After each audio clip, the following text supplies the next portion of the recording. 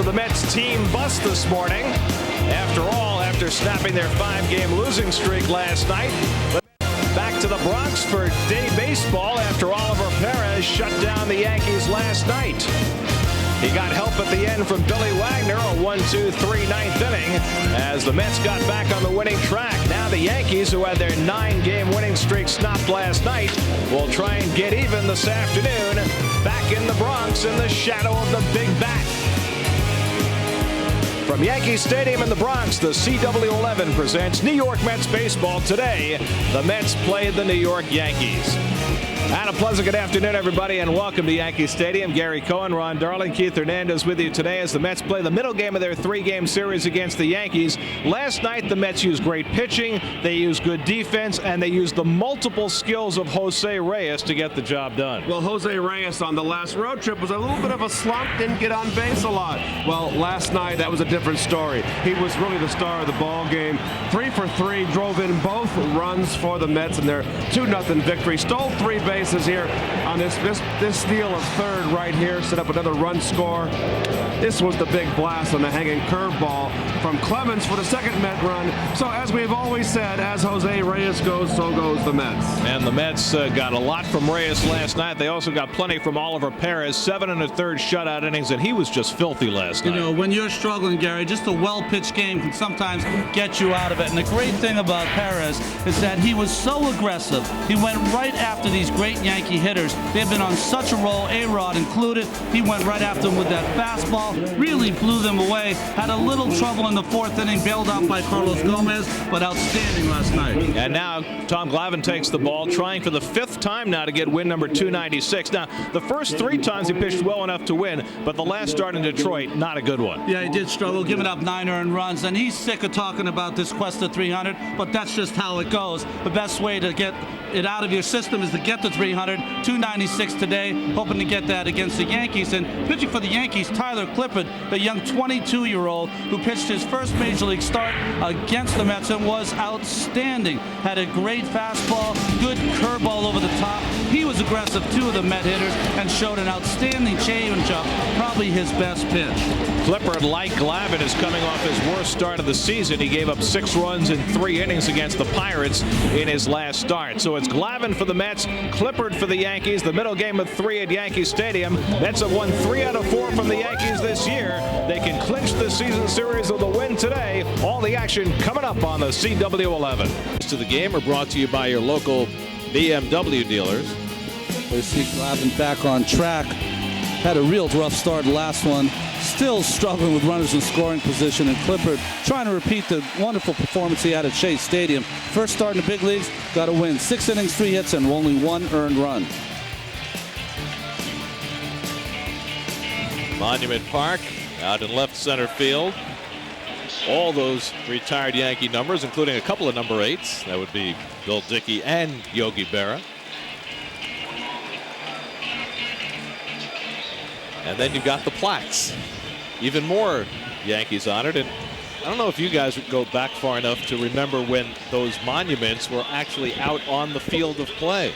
I do recall, I don't go back that far, but you know, with my father, we grew up with a sense of history, and you always saw the films of Yankee Stadium in the old days, so I'm very much aware how far that center field was. Ridiculously far. 461 feet. I remember seeing Boog Powell hit one behind the monuments, and Boog, you know how slow he was. He wound up with a triple.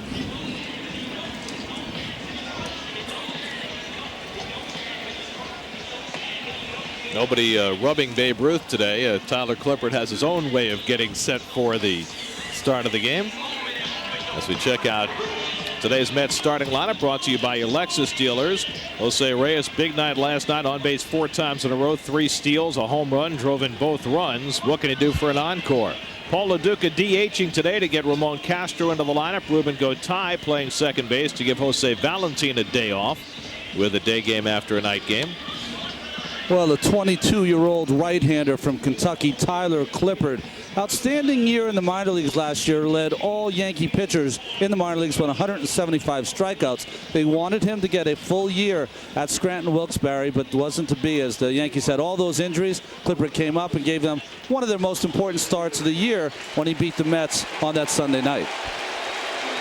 We'll take a look at the Yankee defense, brought to you by your local Nissan dealers. It's the same position players in lineup as last night. Cano, Jeter, Rodriguez, Posada behind the plate, Matsui, Cabrera, Abreu. Well, here's Reyes, who, by getting on base 4 times last night, raised his on-base percentage over 400. Now at 401, that's 5th in the National League. And 22-year-old Tyler Clippard gets it underway by missing high with a fastball. And remember Clippard's first at bat in the big leagues facing Reyes, and how great he looked throwing his curveball and really establishing himself quickly in that game at Shea. A couple of fastballs and he's behind 2-0. Well, you're right, Gary. Everyone was impressed. The Yankees, of course, the Met faithful, impressed with the way he was able to include all those 3 pitches. That great fastball, curveball, and outstanding changeup. Reyes taking all the way. And it's 3-0. Clippard's now making his 6th start. Got beat up by the Pirates his last time out. Didn't make it out of the 4th inning. And there's a strike, 3-1. The bleacher creatures doing their roll call. They'll go through the entire lineup on the defense, and the players acknowledge them with a glove. And Reyes takes ball 4, and he's aboard for the 5th straight time to begin this series. Well, 38 walks for Jose on the season now. Came into the game with a 401 on-base percentage. He's just increased that, and that is what you want from a leadoff hitter. And boy, 4 years ago, never would have thunk it. So here's Carlos Beltran hitting 2nd in the order for the 2nd straight day. Went 1 for 4 last night. Just 7 for 43 since coming back from that little knee bruise from his collision with Rich Aurelian. We'll see how quickly Reyes gets a read on Clippard as Beltran takes ball 1. And that'll spur Posada to bring the ball back out to his rookie right-hander. The Yankees used 7 rookie starting pitchers in their first 42 games of the year because of all the injuries they had. Mets faced a couple of them in the first series at Shea. Darryl Rasner didn't last very long because he took a comebacker off his finger and had to leave in the 1st inning. Clippard, on the other hand, pitched that terrific game against the Mets, as you see displayed there.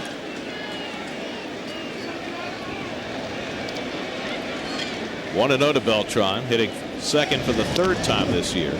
Don't be any sympathy for the Mets. Last year they traipsed out 13 different starting pitchers, including names like Ole Soler, Jeremy Gonzalez, etc., etc. Lima time, number 17. And of course, the Yankees have their rotation pretty much back intact now. They'll throw Chen Ming Wang against the Mets tomorrow night. Mets have not seen Wang before. And Clippard's got a big, long arm action throwing the ball to first base. And you see how the Yankees had to mix and match early in the season because of injury. Remember Carl Pavano? Yeah.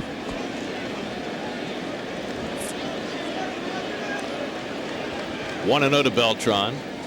Reyes with a healthy lead, not going, and Beltran pops it up. Cano and Cairo looking for it, and Cano makes the call.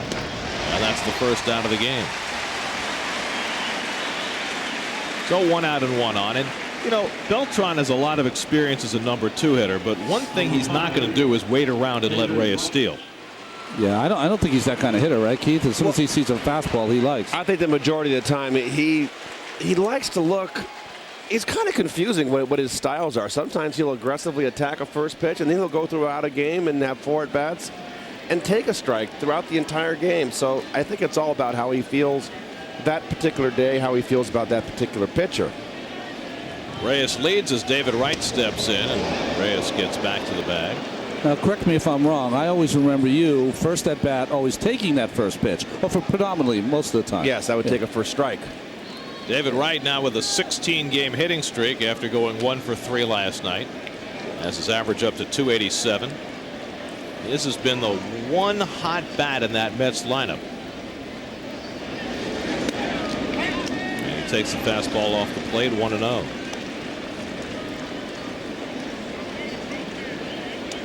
David hit a home run against Clippard, the only run Clippard gave up in that game at Shea. In fact, before last night, David had homered in 5 straight interleague games, the last 2 against the Yankees and the 3 against Detroit. That streak came to an end last night. 1-1 to David. A little changeup right there, and that's the one pitch that David, as a pitcher, I would be less inclined to throw David a changeup for strikes right now. He has said that he's been getting jams and he likes that. He's had a hard time getting the head of the bat through. His home runs both on the road were changeups. The first 2 home runs. Be very careful. I think if I was giving a scouting report, if I was pitching David Wright, I'd try to rush him inside and down. Up, he can fight it off. And if you went away, you got to go away out of the strike zone, because any fastball out over the plate, he just has the ability to hit it over this short wall in right field here at Yankee Stadium. Well, David's had the tough start this year, and took him a while to find it. And he's been 90% of the time his approach has been going to the opposite field. They play him straight away as Reyes gathers his lead. Not running, and Wright fouls away the fastball, and it's 1-2. David elevated to the number 3 spot in the order last night, and Willie's staying with it tonight. The Mets won the game last night, but they still struggled to get the big hit. They went 1 for 9 with runners in scoring position last night. Reyes has yet to attempt to run after stealing 3 bases last night.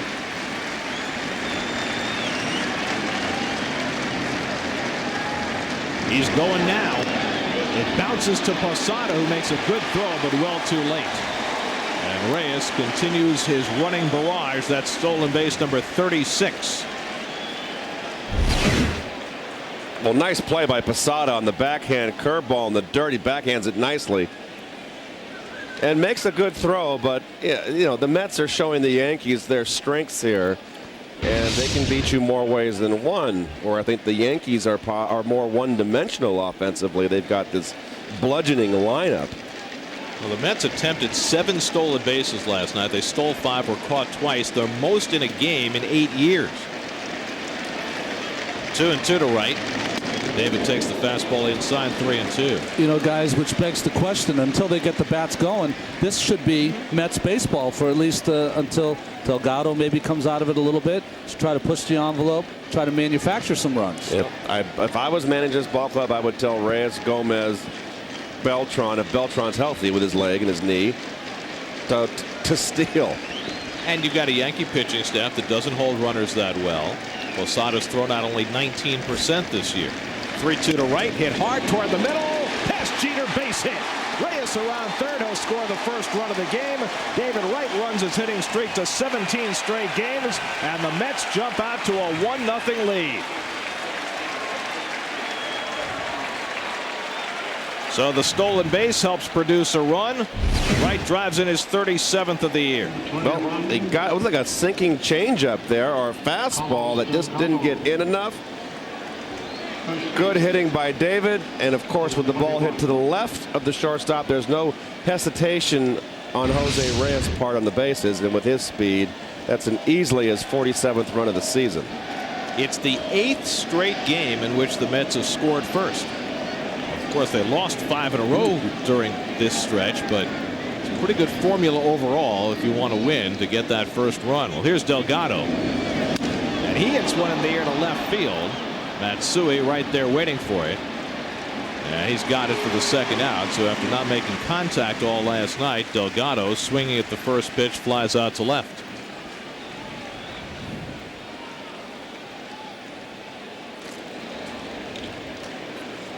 How about Clemens last night? He was throwing in the low 90s the entire outing. It's just so impressive. I mean, just he had an outstanding game, a game that usually you win with the way the Yankees have been hitting the baseball, but Oliver Perez was just better last night.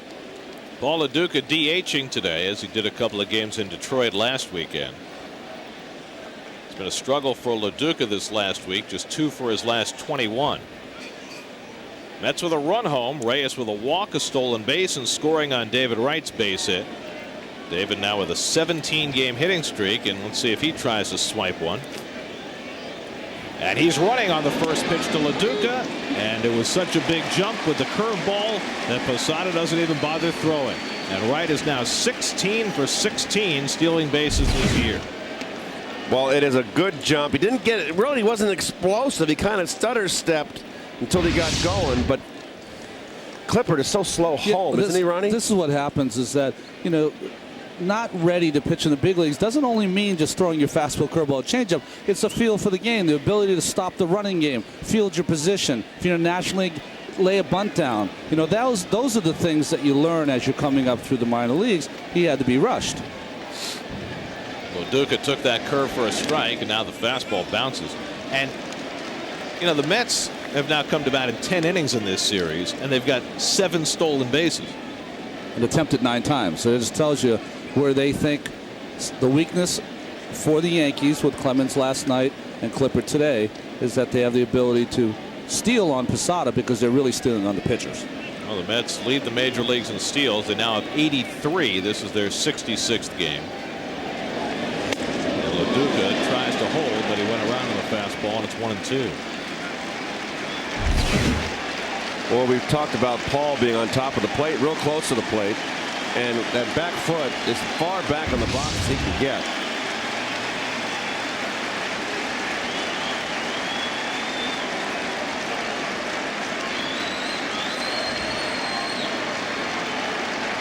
So that back foot right in that close corner.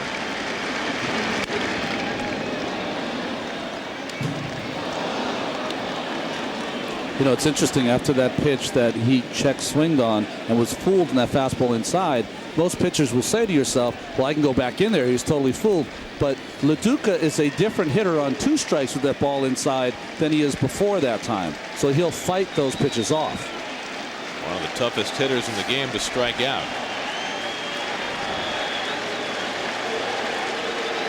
1-2, the curveball just missed, and it's 2-2. Like Bruce Fleming was about to put up his right hand, but he declined. Wow.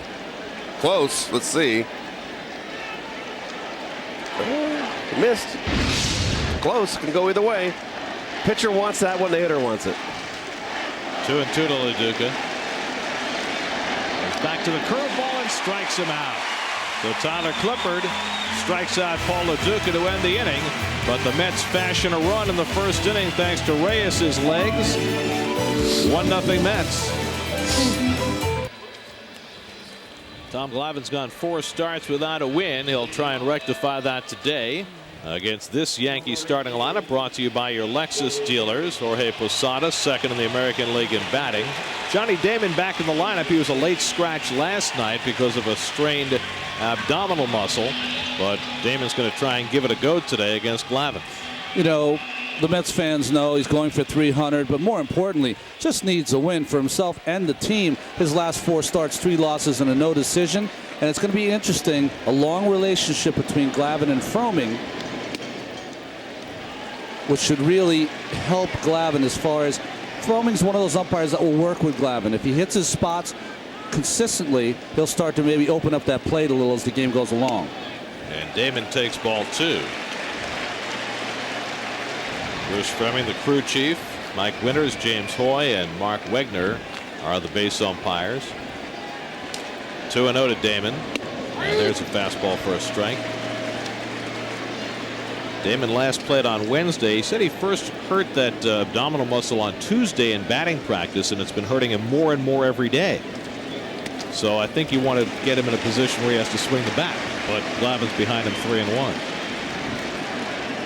Damon's one of those guys, even early in his career, always seems to have little aches and bruises. And on 3-1, he takes a strike. Well, Johnny's only a few months older than Derek Jeter, but he seems a lot older because he's been so banged up. There's Jeter, who will turn 33 in a week. 3-2 pitch, slapped to short, and Reyes to his left. Damon not even taking a full cut there, and you really have to wonder how much that muscle is bothering him. We'll take a look at the cut here. He hit it hard. Yeah, that's okay. I think he just stayed back there and let go with one hand. I've seen Damon do that a lot. Let go with that backhand. And the Nissan defense for the Mets. Delgado go tie at second base today. Reyes right. That's the anchor over there on the left side of the infield. Roman Castro gets to start behind the plate. LaDuca's DHing. Gomez, Beltran, Green, which has pretty much been the starting outfield. Here's Jeter. Lifetime .374 against the Mets. And he takes high from Glavine. Derek's having a sterling year, 6th in the American League in batting with that .335 average. Riding a 10-game hitting streak right now. And he swings over the changeup. A good one by Glavine, 1-1.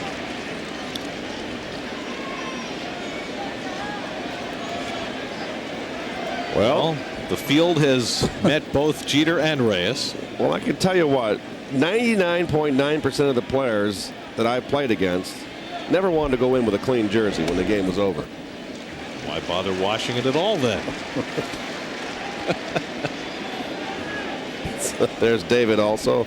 Pigpen. Well, anytime you steal a base now, given the way guys slide, you're going to have that dirty uniform. Missing inside. Again, Glavine's behind 3-1. Well, Tom's clearly coming off his worst outing of the season. His last time out in Detroit, his ERA just went from 3.36 to 4.15, almost a full run in that outing when he gave up 9 runs against the Tigers. Hit to right field. Long run over toward the corner for Green. He won't get there, and it hops up against the wall. Jeter heads for second, and he's in standing with a 1-out double. Jeter's now got an 11-game hitting streak. And Glavine can't live falling behind hitters 3-1. Well, they got a ball down, but a little too much of the plate. And Jeter going the opposite field. It was set up away, as you should a right-hand hitter off of Glavine. And that's always been a strength of Derek. When he first came up and didn't pull, he primarily was an opposite field hitter. Pitch against Derek early in his career, you're able to knock the bats out of his hands inside no longer. And when he does hit that ball to right, kind of slices it to right. You know, he doesn't power it to right, so it always goes towards the line, makes it tough for the right fielder. Here's Bobby Abreu. Glavine has struggled against left-hand hitters this year. You know, the last couple of years his numbers against lefties were very good, but this year he has really taken a tumble against left-hand hitters.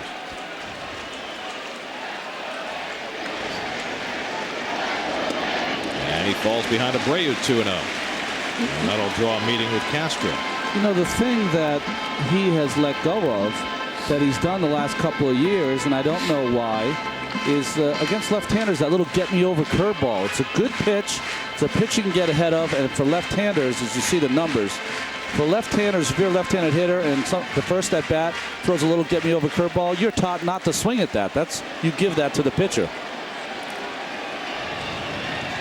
2-0 to Abreu, who had a 13-game hitting streak stopped last night as he takes a strike. You know what I think it is? I think the last several times that Glavine's thrown his curveball, he's gotten hit hard with. Yes, he has. You're right, Gary. And he gave up a couple of home runs, I believe, with it. So he's a little bit leery. But there were right-handers that hit the home run off of him. Except for the one that Robinson Cano hit against him at Shea. And it's really since then that he really hasn't been throwing that curve. Well, then, sometimes as a pitcher, you have to tip your cap and double up on the curveball because no one expects him to double up on it. Well, he's faced 3 hitters, and he's behind all of them 3-1. Abreu does not go out of the strike zone much. And he takes a strike, 3-2. Of late, when Glavine's gotten himself in trouble, it's been hard for him to get out of it. Look at that. With runners on base the last 3 starts, whopping .371 average.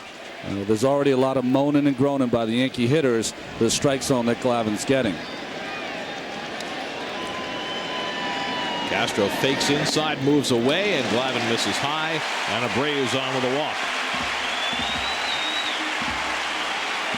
Well, I was talking before about Glavine, his last 4 decisions, 3 losses, no decision. Mostly with Laduca. Sometimes it's good to get another catcher back there. I know personally when you're struggling with one catcher, sometimes you get a new guy in there. He calls the game a little differently, and sometimes you can have some success because it gets you out of that same rut you've been in start after start. Laduca DHing today. So a big early moment for Glavine. He's got a 1-0 lead, and A-Rod comes up with 2 men on. Alex went 0 for 4 last night, but he's been hot. And Glavine misses and wanted that call and stares in at Fleming after not getting it. Oh, Tom, throughout his career, has always got that borderline outside pitch against the right-handers.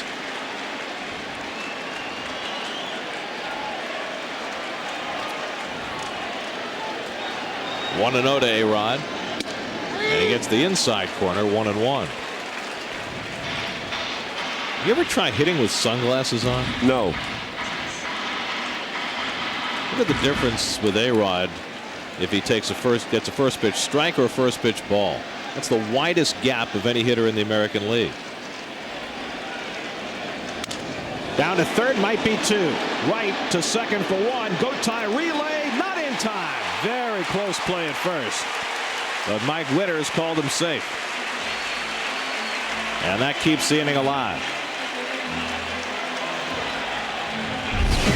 Well, Glavine doubles up inside and jams A-Rod. Not a real strong throw from right on a close play, and he might have been a double play. But good hustle by A-Rod, but that was very close. Ball handcuffed right just a little bit, didn't it? Any chance on that play to run to third and tag? No, the play is around the horn, right? Yeah, it's around the horn. Yeah. He was too far from the bag. I think the ball came up. It was a good exchange, but I think he had the ball in the palm of his hand. Yeah. So now Posada gets an opportunity. First and third, 2 out. And he loops one to center field, but right there is Beltran waiting, side retired. So Glavine works around a double and a walk. Didn't get the double play, but gets a first pitch fly ball, and he's got a 1-0 lead. Met fans made their presence felt here at Yankee Stadium last night in the Mets 2-0 win, and the Mets out to a good start tonight. Today's telecast available in high definition and presented by the Sharp Aquos. Bring the details home. Shawn Green leads off the second inning. Shawn went 0 for 4 last night. Batting average still over 300 for the year. And Tyler Clippard starts the second inning with a fastball, 1-0. Greens is coming back from the disabled list, 3 for 16 in 4 games. And a couple of hits his first game in LA, but has struggled since. Batted second during that series in Los Angeles. Stole the base. First game back. First pitch. Element of surprise, and he fouled that ball straight down and missed his foot. He's got that shin guard covering the area where he got hurt, but you still don't want to take another shot there.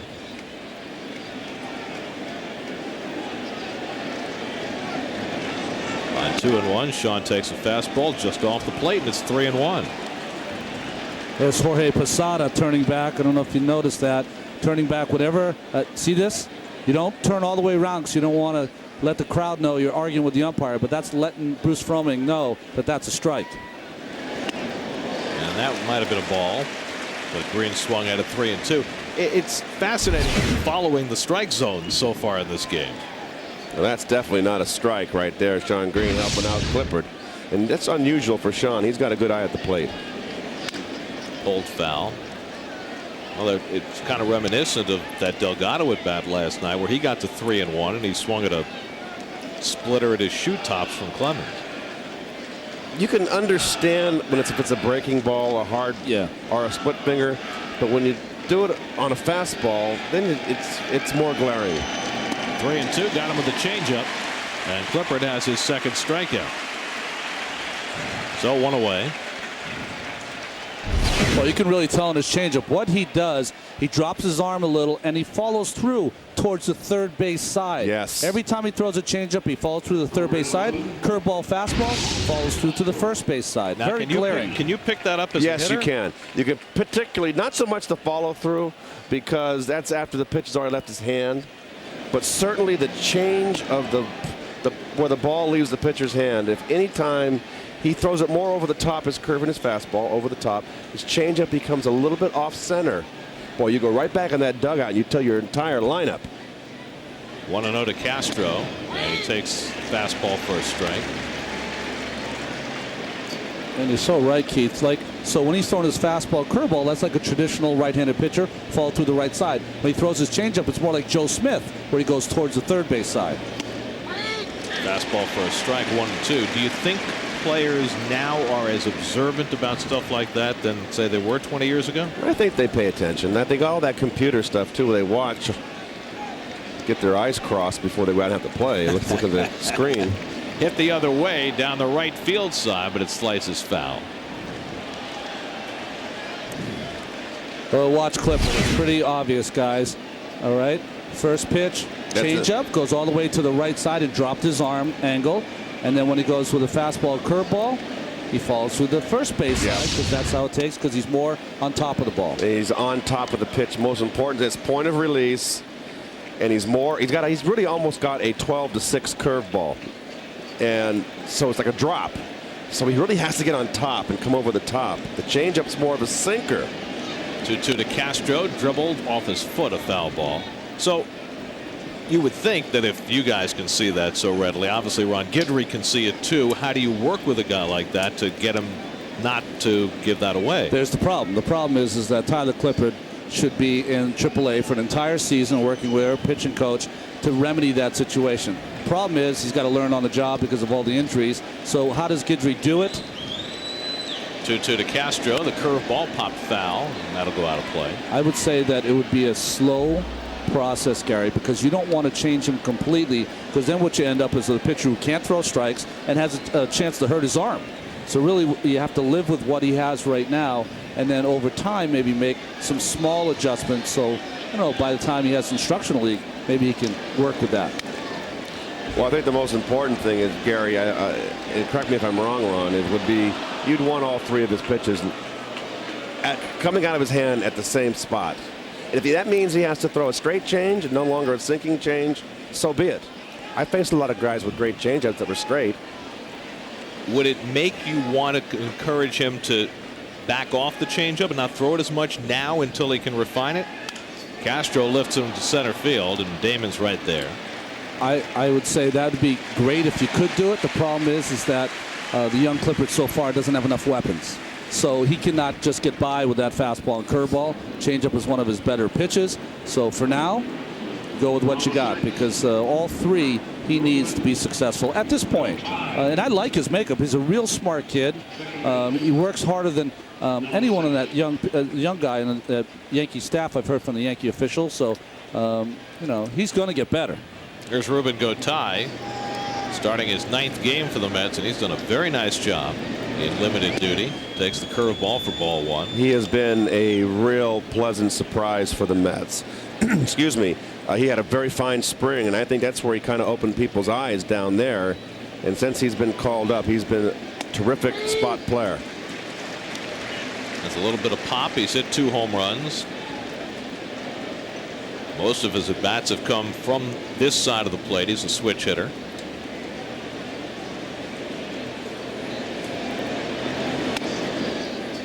Two and one to Gotay. It makes the point, too, Hall of Famer Don Sutton, when he first came up. It's funny, I was talking with Mike Shannon when we were in St. Louis in the opening series, and hopefully I can get this in before the inning's out. Driven to deep right field. Back goes Abreu, back at the wall, and it's out of here. Ruben Gotay with his 3rd home run of the season. And the Mets now have a 2-0 lead.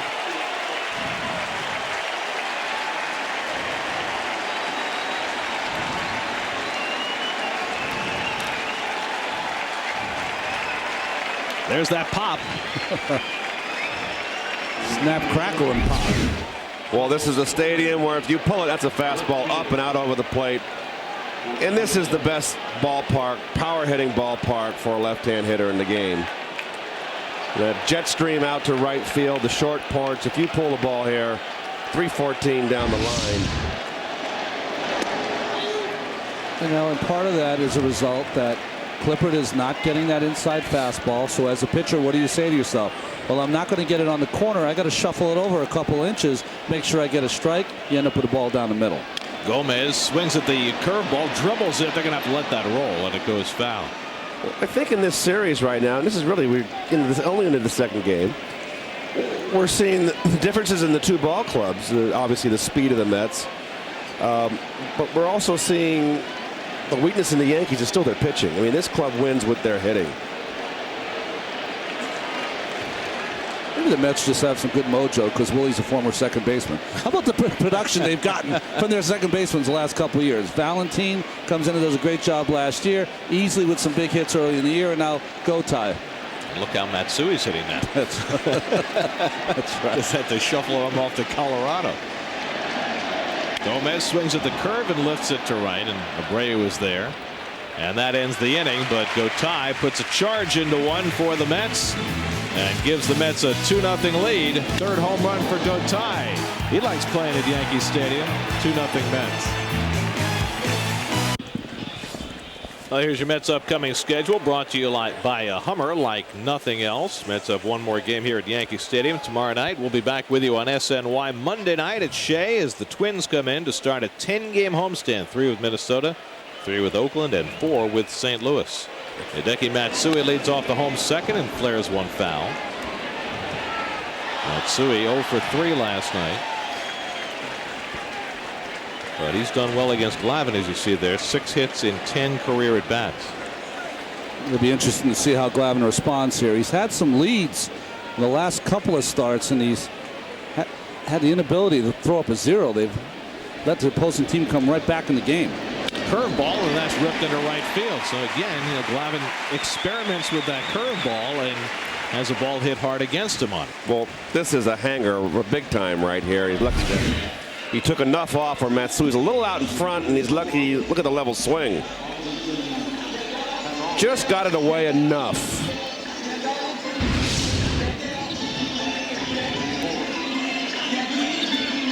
Well, Glavine, once he gets through the first 2, generally has done well.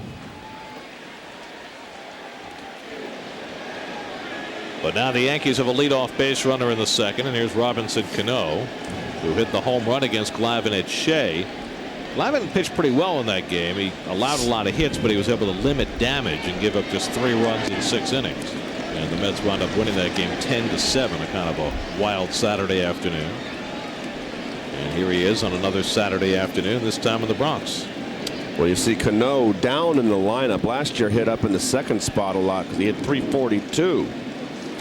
This year hitting 270. You saw the on-base percentage, 309. He's only walked 12 times. And he's a free swinger. Thou shalt not pass. Doesn't get on base. He's basically, his on-base percentage is going to be what his batting average is, which doesn't make him a strong candidate for the top 1 or 2 positions in the order. And doesn't this so often happen second time around? A kid who hits for a high average but doesn't take a lot of pitches, and pitchers make that adjustment. They do, and there's also, we don't hear it anymore, the old sophomore jinx. Yeah, I firmly believe in it. I think there is a sophomore jinx. You really think it's a jinx rather than just the fact that people go to school on you? They go to school on you, and I think that your rookie year, nothing's expected of you. Nothing's expected of Robinson Cano last year. He had 342. He had a great year. And then you come back with expectations. I think you put a little pressure on yourself. That coupled with the fact that pitchers now have a feel for you and know what you like and what you don't like. Glavine finds himself behind in the count again, 3-1. 4th time in 7 batters he's gone to a 3-1 count. His percentage of strikes has really dropped this year.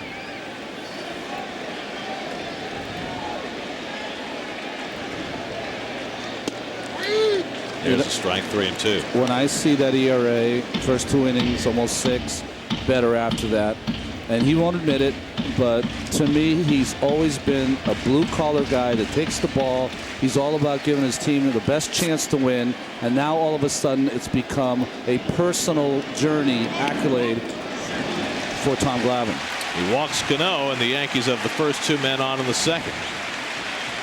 You know, when you hear about it over and over and over again, when you get in 296, you're on your way to 300. He's never been that kind of guy. Now, has he amassed all these great statistics? Of course he has. But I think that's just not his nature as a pitcher. And I think that what I'm trying to say is that early in the game, there's some anxiousness that he usually doesn't have. Well, it's kind of a double-edged sword, because I don't think that, say, last year or the year before, Tom would have made any bones about the fact that he wanted to get to 300, and it's one of the reasons why he's still playing is to get to 300. But now, as he gets closer, that's all the talk has been, and it's getting to him a little bit. Yeah. Not that he's feeling the pressure necessarily, but he's tired of hearing about it. How long did it take Gary Carter to get 300? That 300 home run, Ronnie. It was painful for that locker room. Melky Cabrera trying to sacrifice and fouls it off. Very interesting here. The American League, a slugging league, and Joe Torre shows how important that he feels this second game is in this series. His team hot, won 9 in a row, now lost their first game. You got a fast runner at the plate. You got Miguel Cairo on deck. I don't think I'd be bunting. Interesting. You might take it off now. David Wright's way in. Still up there bunting and gets down a good one. Glavine will go to first. So the sacrifice successful, and we'll see how it plays out. But you know, in some American League lineups, you know, we saw Detroit with Brandon Inge hitting number 9. You could see it, but with Miguel Cairo hitting number 9, not exactly a big threat in that spot, but they're bunting with the 8-hitter anyway. Very un-American League-like. Well, I'll tell you right now, if I was pitching, I would say thank you very much. Now I have to get Cairo and Damon out, and if I do, I'm out of the inning. Well, the Mets are going to play it in at the corners. Delgado's kind of in nowhere's land there. The only chance he's going to have to throw anybody out at the plate is a bullet, so he's better off just playing deeper or else coming in. Grounded to short, that'll score a run. Reyes will make the play to first. The Yankees get a run on the board as Matsui comes home. Cairo drives in his 3rd run of the year with the ground out. You see, I don't have a problem with the bunt there, Gary. I just don't have a problem at all, because it gets you on the board here. You're down 2-0. I guess it has something to do with it's early in the game. You got a good pitcher out there in Glavine. And I guess it has something to do with who's pitching too, because Glavine, chances are he's not going to strike out Cairo. He's not a pitcher who can really strike out people when he has to. There's Johnny Damon with a runner at 3rd. Well, let's look at it from the other side, though. You're Joe Torre. You've got Tyler Clippard pitching today. Yeah. You expecting this to be a 3-2 game? I just think that I agree with what Keith said as far as he thinks he just wants to get the Yankees on the board. But I hear what you're saying, Gary. This game doesn't feel like a 2-0 game like last night's game. 1-1 to Damon. There's a young Clippard. All very interesting choices, though, aren't they? That's the beauty of the game. Yeah, you can sit up there, and if they don't blast music in between, you can talk to your friend down there in the box seats and go, how about that? Joe's button here. And it's, you can say it calmly instead of having to scream over disco music or rap. Oh, here's Chris Cotter. You don't know any rap. Chris is back. He's just watching us. So watch your P's and Q's. How are you, Chris? He's reporting. 1-2 to Damon. Off the outside corner, it's 2-2. Damon bounced out to short his first time up.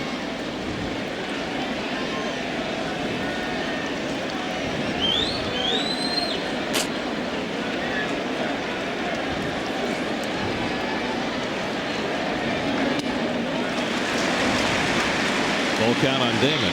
Glavine's already walked 2 first time through the batting order, and it's a big batter right here with Jeter to follow.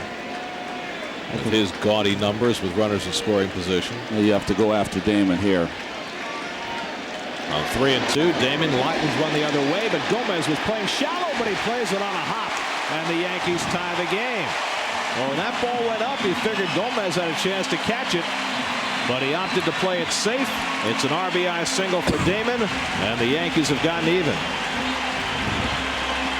Well, the sacrifice bunt now pays off for Joe. And look at Gomez out there, and that's not deep. He just got a bad break on a bad read here, and opted to play the short hop. And you know what? It happens. You don't get the proper jump right from the get-go.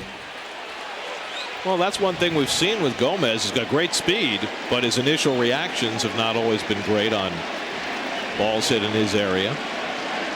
So the Yankees get the 2 runs back. Here's Jeter with Damon at first and 2 out. And he takes a strike. But you know, there's nothing worse than an outfielder who doesn't get the jump initially and then starts to come in, and the next thing you know, the ball's at the left field wall. If you don't initially get the jump, conservative is better than letting both runs score. Jeter doubled to right his first time up.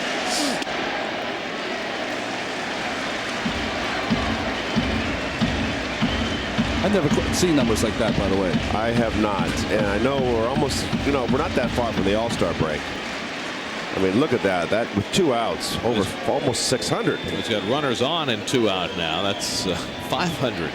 Extraordinary. He covers a lot of at-bats, too. And I think one of the reasons he has those great numbers is that he knows situations. He has great instinct for what the pitcher's trying to do to him. He's not going to go out of the strike zone. He's looking, he has great ability to center a pitch he wants, and if it's not there, let it go.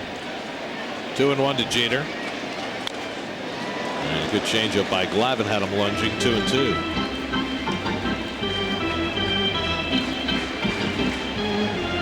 Derek even does the housekeeping.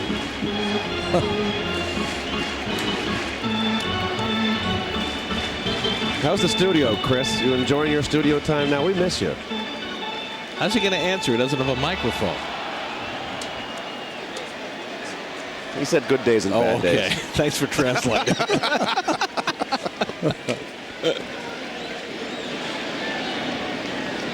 2-2 to Jeter. Comes inside on a full count. And Glavine throwing a ton of pitches early in this game.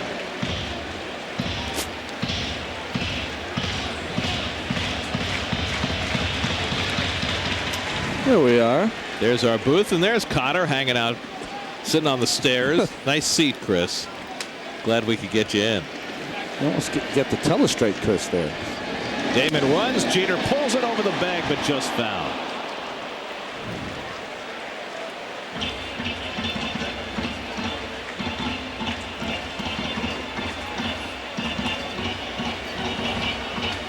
Glavine's about to throw his 45th pitch, working in the second inning. That's been another problem. Just so many pitches early in the game that you're really trying just to get them through 5 or 6 innings. And that ball strike ratio is becoming fairly reminiscent. Just not throwing as many strikes. Damon runs. 3-2 pitch lifted along the right field line. Green getting over, glances toward the wall, makes sure he has enough room, and he does to end the inning. Yankees get even with a couple of runs. Mets will have the top of the batting order coming up in the 3rd.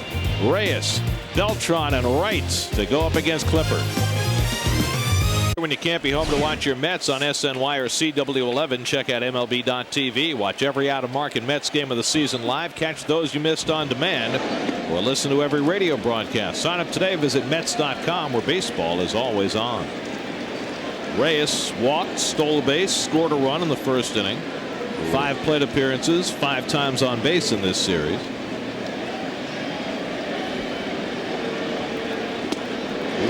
Good changeup by Clippard, and it's 1-1. Very interesting. The first pitch selection to Reyes was a curveball, the same pitch that he hit off Clemens' first pitch for a home run. Another changeup, and it's 2-1. I have just got to believe, Ronnie, with him following through to that third base line, like you said, he's just really giving away that changeup. 2-1 to Reyes, and he comes upstairs with the fastball. Last night, Jose Reyes played his 500th career game, and just to play around with it, these are the numbers that Reyes has through 500 games and that Jeter had in his first 500 games. Pretty close. And Reyes draws another walk. 39 walks now that Reyes has drawn this season, and Clippard puts himself in immediate jeopardy again. It's just amazing the strides that Reyes has taken in terms of his patience. And it's all experience. What did he draw? 54 walks? That number sticks in my mind from last year. 53. And he's already got 39, and we're not even halfway through the season, not even close to halfway. You got a mind like a steel trap, Gary. It does. Except that I was wrong. Here's Beltran, and he takes a changeup for a strike. Beltran popped up to the second baseman his first time up. And that's the thing that impresses you about Reyes, is that he's just getting better. Doesn't hit for the power that he did last year, despite the home run last night. Pitch out, but Reyes isn't going, and it's 1-1. Ronnie, you remember that, was it the Cardinals that held runners on like this to try to mess up their well, the Mets with Bobby Valentine used to do it also. Pirates with Jimmy Leland did it first. Yes. In the early 90s with all those lefties they had. And that's the thing, is that Valentine only did it with lefties on the mound. He didn't do it with right-handers. It really shouldn't have, and you watch Beltran here chasing a high fastball out of the strike zone. It shouldn't have any effect on Jose. Whatever Cairo's doing, that's all a bunch of baloney. Yeah. Just watch the pitcher. And just, if he takes his foot off the rubber, then you get back. If he lifts that front foot, you're gone. He's going, and a pitch that Posada has no chance to throw, and Reyes has his 5th stolen base in this series. 37 for the year. Well, plan B didn't work. Watch this jump. Plan C is going to be a harness, I think. Plan C has got to be really basically plan A. Plan A. Don't let him get on base. Yeah. So the go-ahead run in scoring position, and Beltran will move him over with that ground ball. Cano throws out Beltran, but a productive out for Carlos, getting Reyes over to third. This is your first run of the game, brought to you by Dunkin' Donuts. America runs on Dunkin'. Reyes the steal, and Reyes the run, with David Wright doing the honors, driving him home.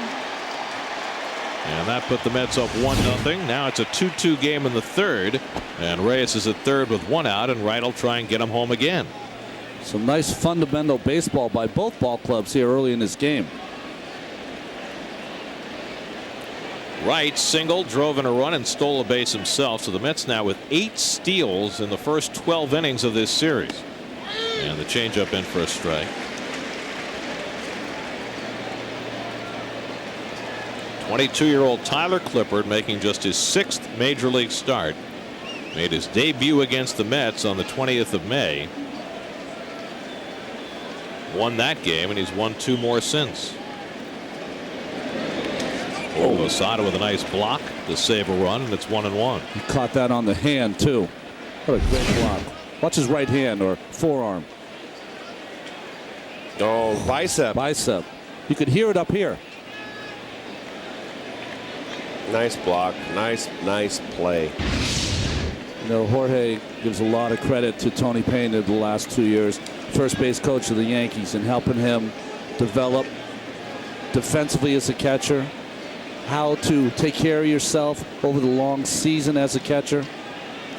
There was a time when he was considered a subpar defensive catcher. Came up as an infielder, was taught to catch in the minors, and he was more a hitter than a catcher. Wright pops it up in foul ground. Cairo over for a look, but it's in the crowd. But Posada really has improved. Well, you know how he improved? And for all you kids out there, it just didn't happen by turning on a light switch. He did the work, the hard work, to better himself on both ends of the field. That's dedication, trying to be the best that you can be to help your ball club. 1-2 to Wright. David's got to put the ball in play here. The infield back, with the exception of Cairo at first. Trying to get Reyes home. Pops it up. In comes the right fielder Abreu. Reyes tagging on the short fly ball. He will not try it as Abreu throws it on the fly to the plate.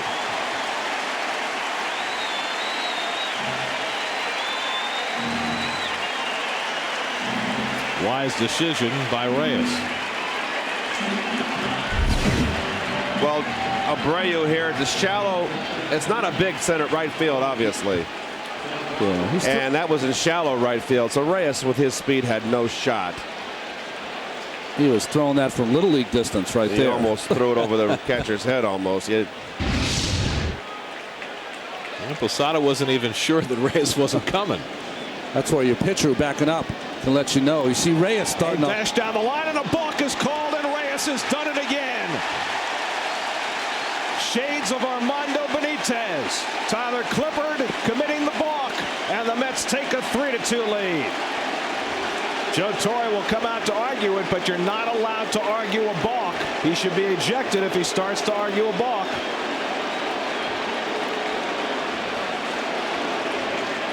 Bruce Fleming's explaining why he called it.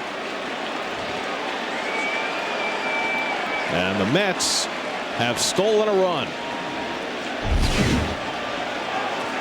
Well, Reyes starts off third. You can't see that, but watch Clippard. Oh, I see what they said. He called timeout. He was trying to call time. Who was trying to call time? Delgado. But he didn't get the timeout. Let's see if he got the timeout from Froman. Watch. He's asking for time, but he didn't get the time. It wasn't granted. Right. That's what Posada's arguing. Just because he asked for time doesn't mean there was time granted. Correct. So it's 3-2 Mets. And Delgado pulls one foul. Well, Delgado struggled with runners in scoring position, but he just helped driving a run, even though he won't get credit. Well, that's just a, dare we say, veteran Jose Reyes taking advantage of a rookie. 24-year-old veteran. Well, that's twice he's done it this year. He did it to Benitez, and now he's done it to Clippard. Good changeup by Clippard, and it's 0-2 to Delgado. He did it a few years ago to Brett Myers in Philadelphia. Was that last year or the year before? But he's got this move down pat. Well, and he knew it. That makes you feel stupid if you're a pitcher out there. That's just something that you do. If you're a pitcher, it's your whole life, you know to step off. If someone pulls out, you've got to step off. He just fell asleep there, and it's embarrassing. Because what happens is the third baseman and the catcher will say, step off, and as soon as you hear that, you just casually move that back foot back there. But sometimes with Reyes, he has so much speed, you're thinking, is he going? All it takes is one little flinch. You see him standing here. Just watch his right side. See that flinch? Before he stepped off with the ball in his hand, if you just watch, there was a little shimmer of his hand. That's all you need. By the way, Bob Davidson is nowhere to be found. Delgado pops it up. Jeter shading his eyes. And the inning is over. But Reyes steals a run, a walk, a stolen base, an advancing ground out, and a balk. Reyes scores without a hit. 3-2 Mets. Well, the Mets had a 2-0 lead. The Yankees tied it. Now the Mets have regained the lead thanks to a balk by Tyler Clippard, who doesn't look very happy with himself as he heads off toward the Yankee clubhouse between innings. We're seeing it happen more and more, aren't we, Gary? That kids are pressed into duty before they have enough innings down in the minor leagues to learn all this stuff. And, you know, it's not Clippard's fault as Abreu attempts a bunt. Don't see that very often. Abreu trying to bunt his way on.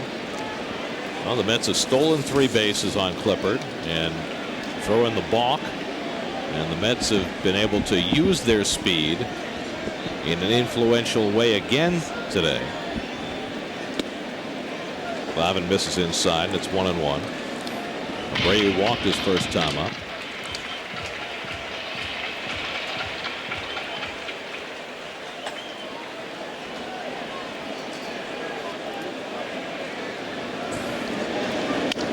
The other way to left, and that's a base hit. Gomez plays it on the hop. And for the second straight inning, the Yankees have the leadoff man on. Well, the left-hander's approach for the Yankees here has been to take Glavine the other way, much like the right-hander's approach. And Tom likes to live on the outside corner. And for all you kids out there, a little instruction here, and what better guy to follow? Look at Jeter shading his eyes with his glove on that high pop-up. You got to see the shadow on his face. He's just peeking through over his glove But the gloves blocking the sun, the little things. He didn't have his sunglasses on, which is unusual. He's played enough games here. He probably knows what the sun is every hour, every day of every start. Depending on the time of year. That's right. I always wore the flip-flops. I always didn't like the glare. I just made sure that I had the flips on every day game. A-Rod fouls it back. Who are you kidding? You just liked how you looked in them with the strap. You always, when you were a kid, you always liked the pros when they had the flip-flops. Right. They're out of fashion now. Guys don't wear them anymore. The flip downs are awesome. Except they require work. There's the upside downs. Well, that's just I still don't get it. I don't get it neither. You guys got to come into the new century. It's style. It's style. Come on. The style is fine, but they don't really help you see the ball in the sun, do they? Right. Haven't been in the big leagues a month, and you're wearing your upside downs. Oh, right side up since you've been in 5-6 years. I guess the eye black's enough. There you go. Is he duck hunting with those? Are those blue blockers? Oh yeah, remember those? Hope he got paid a lot of money for that. I really do. It was nice for the time. If you don't remember, Keith was the king of the infomercial. You know who loved those blue blockers? Mel Stoudemire. Mel was a duck hunter. He said they were the best duck hunting glasses he ever had. Could you get me some? Oh, I'm through with that now. They're all over the market. Do they even make them anymore? I flooded the market because it was a very successful advertising campaign. 2-1 day, Rod. And he hits one in the air to deep left field. Gomez looks up, and that ball is out of here. Alex Rodriguez with his 26th home run of the year. And just like that, the Yankees go in front 4-3.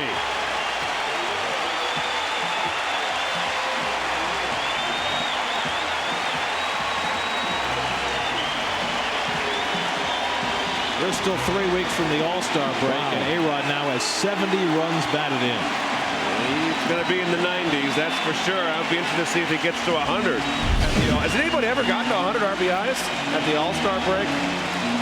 Fastball in, and boy, did he turn on it. This is way out of here. That's in the Mets bullpen right there. Well, beyond those retired numbers, Tyler Clippard likes it. He now has a lead. And Jorge Posada takes ball one.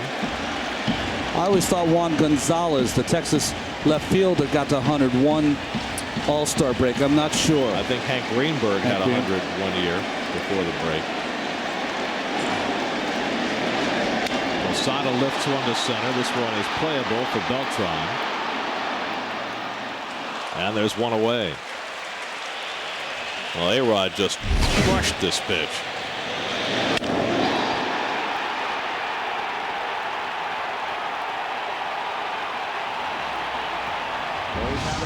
MVP first half. If you hit the ball past that netting, you've hit it a long way. Yeah, as a pitcher who's given up many of those home runs, you don't even have to look. You just look into Bruce Frumming. Give me a new one, Bruce. I used to like to watch them. You used to like to watch when you gave them up? Really? No, I always watched them. That's very disturbing to me. You're taking some perverse pleasure in his pain? Oh, yes. The most disturbing, though, with Keith, his friend Sarge. Whenever Sarge would get a line drive, ringing line drive at Wrigley, I look over at Keith and Sarge gabbing, big smiles. It's that hitter's conference over at first base. Sarge and I were very good friends, still are. Of course, he's got the job with the Phillies now on the Dirt TV. Gary Matthews. Of course, his son's got all the money now. Where did Mike Lupica go? He was just right here behind us. He just left. He's got to work. It's camera shy. Oh, he's over there. Okay. 2-1 the count to Matsui. Matsui had a base hit his first time up. So Glavine's woes continue.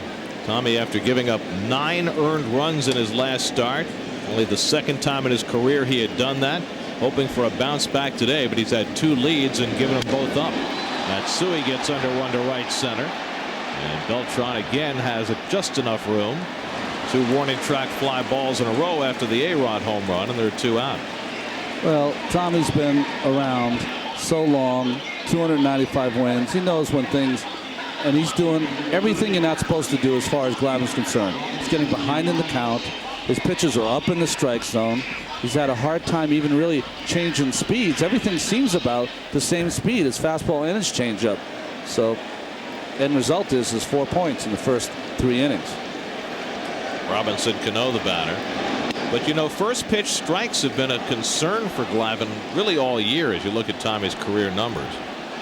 I mean, he's among the lowest in the National League throwing first pitch strikes as Cano grounds one out to go tie.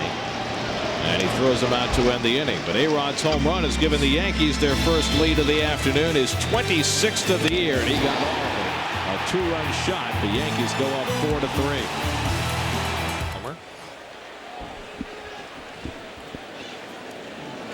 Paul LaDuca will lead off in the 4th against Tyler Clippard. LaDuca struck out his first time up, and he hits this one to center field. Easy for Melky Cabrera. And there's one away.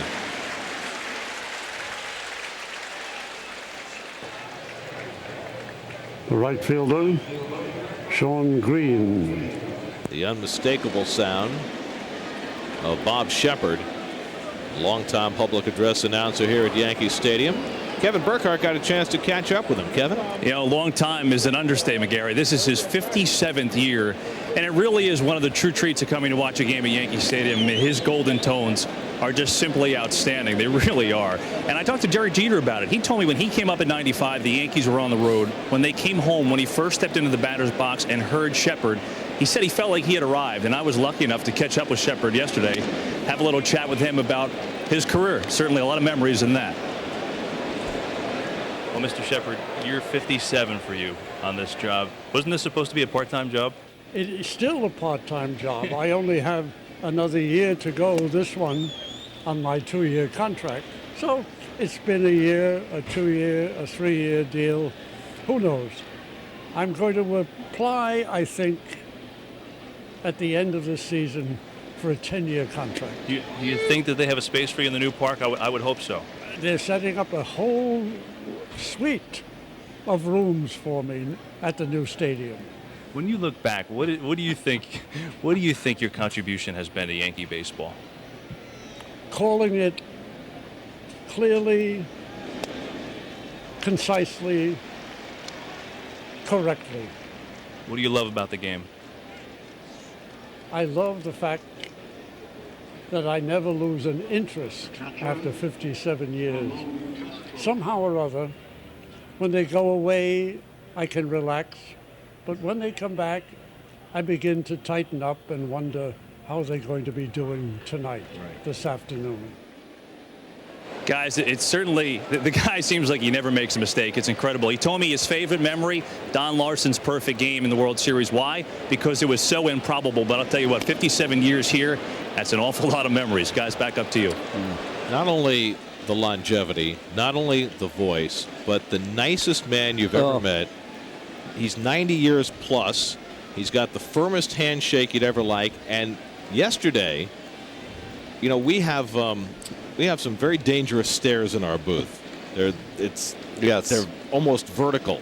And he came bounding down those stairs to say hello yesterday and went bounding right back up them. It's stunning, the vitality that the man has. Well, you see Guidry going out now to talk to Clippard. Over 4,400 games, unprecedented 119 postseason games, and he has a great quote. He always says that most people go to work, I go to a game. And I think all of us here, us three, echo that statement. Yeah. And for years, he also was the voice of the New York Giants. He just gave that up a couple of years ago. Said the traffic from the Meadowlands to his home on Long Island just got a little too much to bear. But Bob Shepard is as great a treasure as the game of baseball has. Well, let me tell you, the first time I ever pitched in Yankee Stadium for the Oakland Athletics, threw my warm-up tosses, and I stepped off the mound, and I made sure that I heard him introduce. I'm pitching for the Oakland Athletics, Ron Darling. And I'll tell you, never forget it. 2-0 to Castro with Green aboard with a walk. And Castro hits one in the air to deep left. Does it have enough? Matsui back at the wall, and it's out of here. Ramon Castro gives the Mets the lead with his 4th home run of the year, a 2-run shot, and it's 5-4 Mets.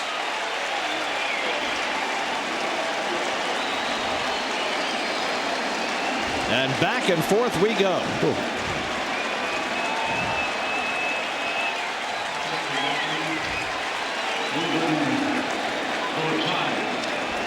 Well, Castro's 4th home run, fastball right down the pipe and down, but too much plate, and that's off the netting. Here's Ruben Gotay, who homered his first time up, and he takes a strike. Well, the young pitcher, of course, doesn't know, and that's right after. How many times do you see it? Pitching coach comes out, next pitch, 2-run bomb. Well, the 5 runs, 3 that have scored have been off the walk, have been walks. Yeah. So that's walks kill. 1-1 to Gotay. Good changeup, and it's 1-2. Luis Vizcaino, who pitches every day for the Yankees, pitched last night. He's up again long in the bullpen today. He's like Pedro Borbon, a rubber arm. Mike Marshall. Line drive, right center, base hit for Gotay. Cabrera gets over, cuts it off. Gotay will hold at first base. Might have had an idea about trying for 2, but Cabrera has a good arm, and so Gotay settles for a single, his 2nd hit of the game. Well, good hitting right here. Another fastball down too much of the plate. Right down the pipe. And nice hitting right here. Nice play by Cabrera. And I think if Cabrera was a right-hand thrower, Gotay would have gone for 2.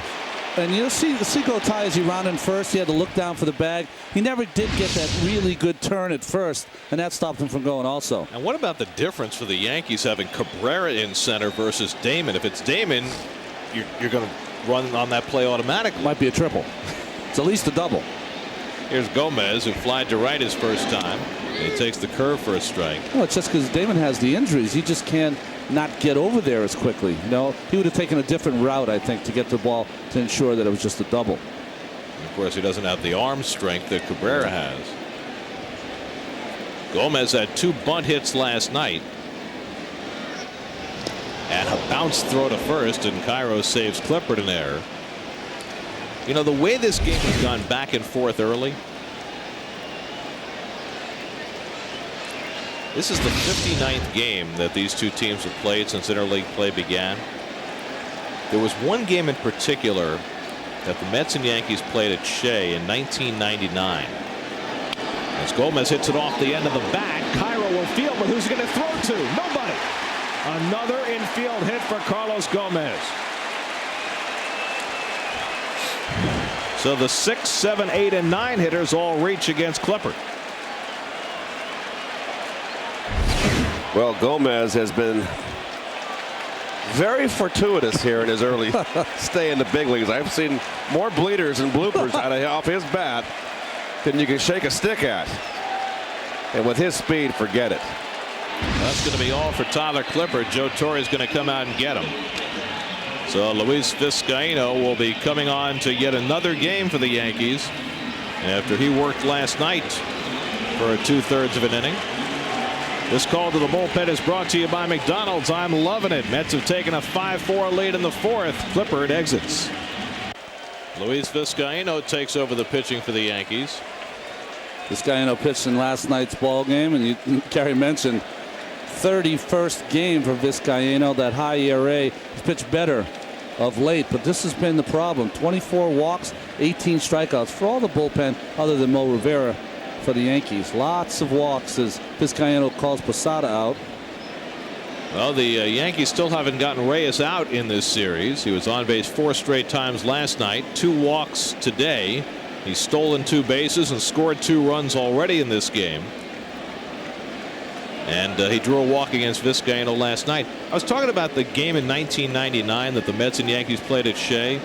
The Yankees hit 6 home runs, and the Mets kept coming back and won the game 10-9. Matt Franco got the game-winning hit off Mariano Rivera. That's what this game's starting to feel like as these teams go back and forth early on.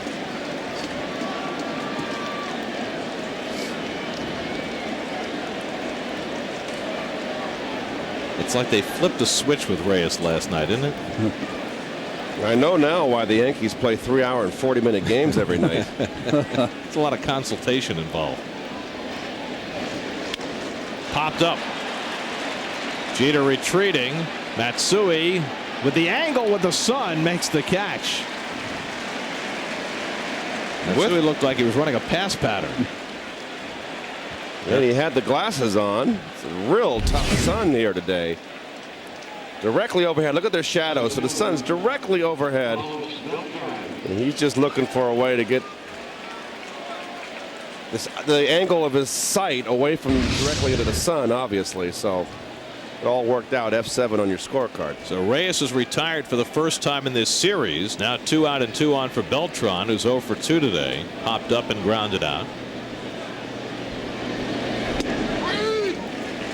And Carlos takes a strike. Carlos, I must say right now, is in a bit of a slump. He's ever since he hurt that knee and that bruise and that semi-collision at first base, he hasn't really been the same since. 7 for 45 since that.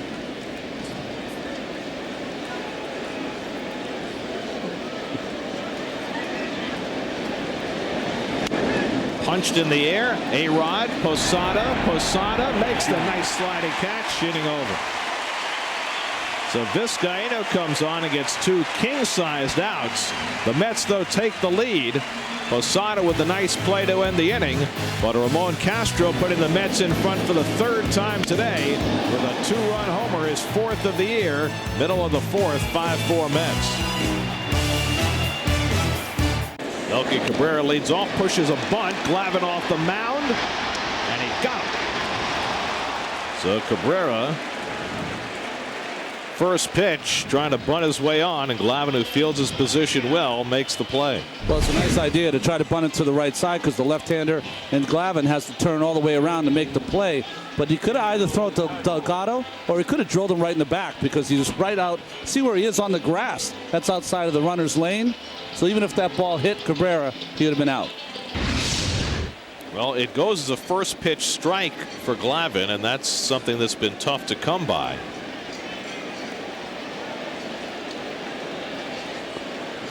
As Miguel Cairo steps in, Cairo drove in a run with a ground out his first time up, and he takes ball 1. Look at that. Lowest percentage of first pitch strikes in the National League, and there's Glavine right there in the top 5. But you know something, too, in regard to Glavine? Tom's a cagey pitcher, and a lot of times he's trying to get someone to go after a bad pitch, first pitch. So I don't really put a lot of stock into that statistic, but today he's having difficulty.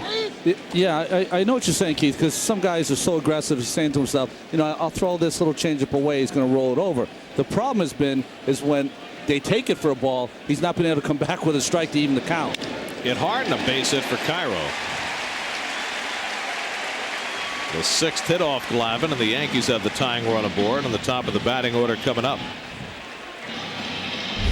Tommy continues to throw the ball down in the strike zone for balls, so he's got to elevate it a little, and when he elevates it, it becomes very hittable.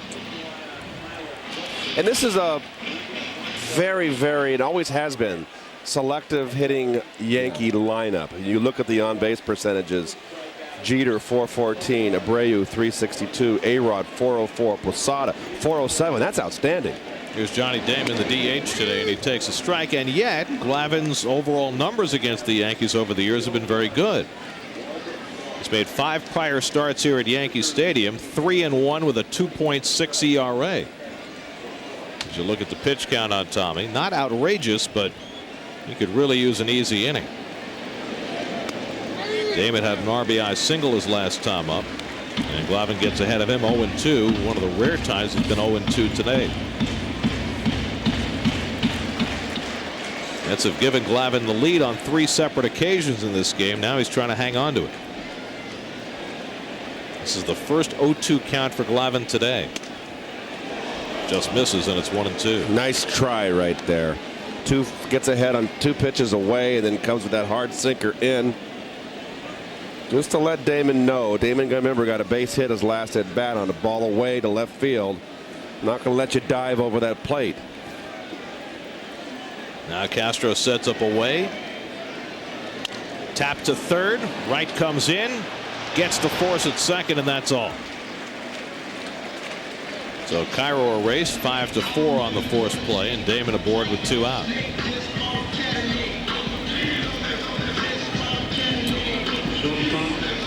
You know, as a pitcher, guys, you're not going to win every game 3-1 and be on time and striking out 8 or 9. What you have to really trick yourself into is saying, hey, listen, I don't have my best stuff today, but it's the 4th inning. I have a 1-0 lead. I have the lead. Let's see if I can put a couple more zeros up here, get at least through 5, and see, you know, obviously the offense is really clicking today. Here's Jeter, who's doubled to right and flied to right, 1 for 2.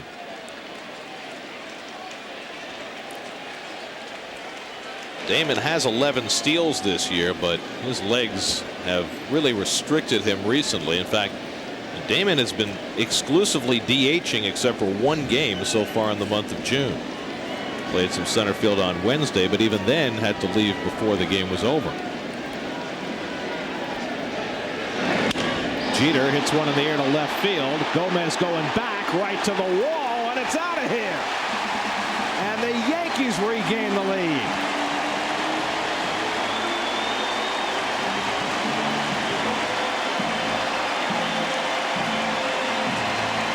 Fifth home run of the year for Jeter, a 2-run shot. Glavine's had 3 different leads, and he's given up 3 different leads. The Yankees are up 6-5.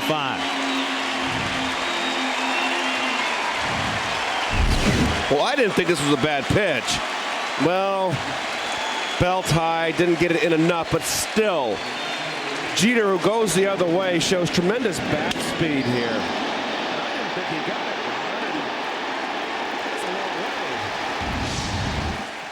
Here's Bobby Abreu, and he takes ball 1. I don't think it was a bad pitch either, but he has the ability and the strength to pull those arms in. And sometimes even a hitter that goes the other way like Jeter will say, you know what, I'm going to look for 1 pitch in, see if I can be quick inside, and he got it.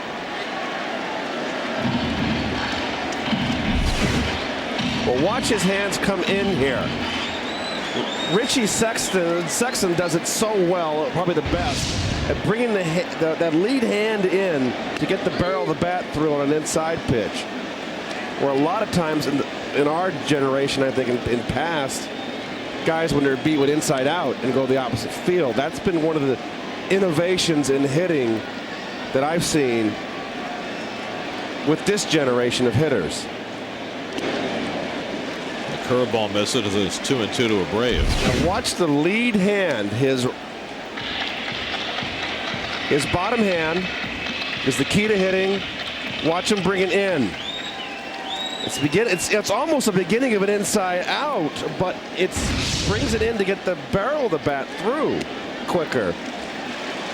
And boy, that's just, I thought he was jammed, and obviously he wasn't. That ball was way out.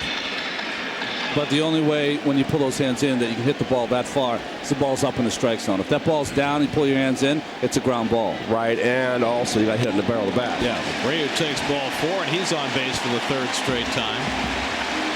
Well, after a 2-0 shutout for the Mets last night, it's been a hitter's day. Each team has had a pair of home runs, as we have played seesaw, and Glavine is right now on the wrong end of the seesaw.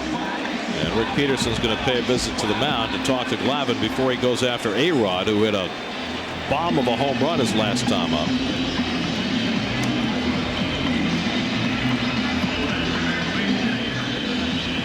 The most outrageous family on television.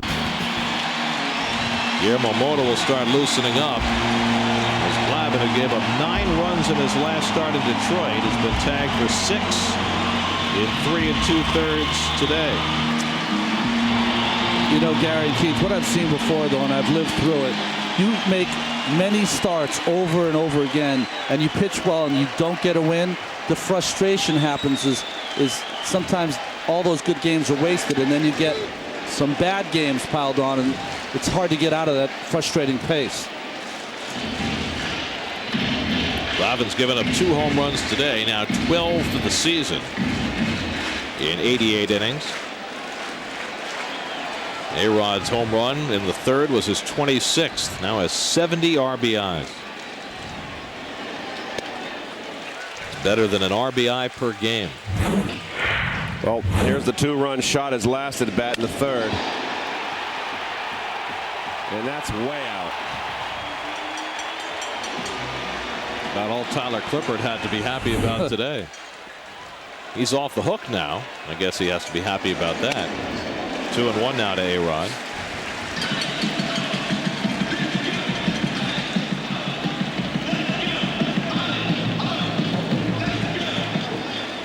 Scott Schoenweiss gets up alongside Moda.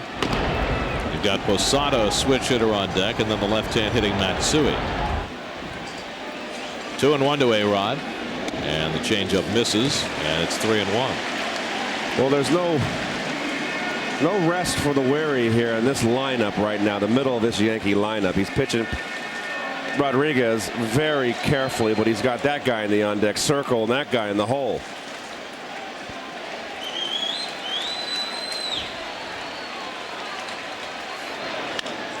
Lifted to left as he got him to lunge for the changeup, and Gomez, shading his eyes, makes the catch, and that puts an end to the inning. But the Yankees regain the lead as Derek Jeter hits his 5th home run of the year.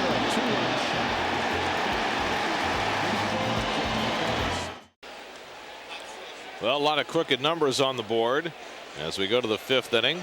Only 1/2 inning without a run. Let's look at our Dodge trivia question. Tom Glavine going for win number 296, who was the last pitcher to acquire 296 or higher against the Yankees here in the Bronx. David Wright leads off against Luis Vizcaino as we start the 5th inning, and Wright takes a slider for a strike. David singled in a run in the 1st, extended his hitting streak to 17 straight, then stole a base, extended his stolen base streak to 16 straight to start the season. 1 for 2 on the day.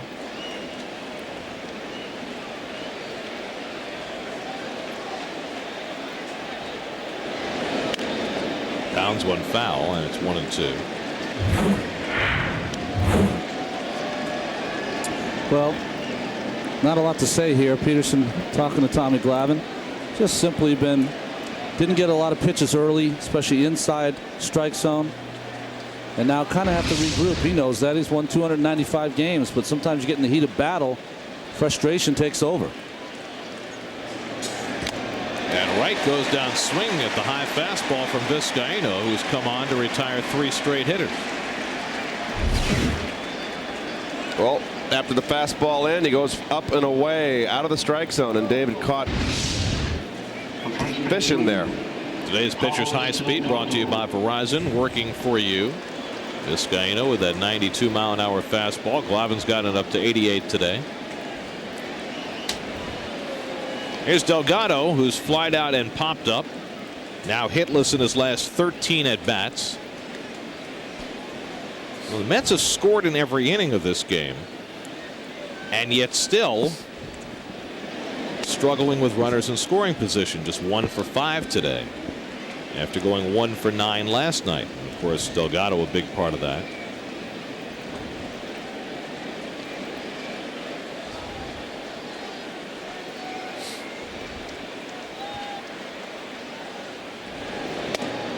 Two and 0 to Delgado.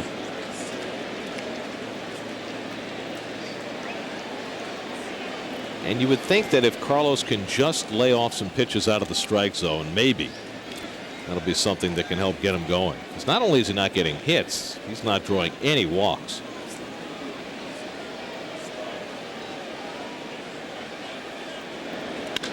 Hits this one to center field, and Melky Cabrera has plenty of room. And there are 2 out. Well, you know, one of the great sluggers right here in Delgado, who's really just had a tough time. Showed a couple signs of breaking out that we said in Florida, that Florida series, the last series, and had the 2 home run game. And just out in front again, and you know, I just don't want to beat a dead horse. I mean, it's obviously the problem is he's flying open too early, and I know Carlos is working on it. He said that he knows that's the problem. He said he's seen the ball better now,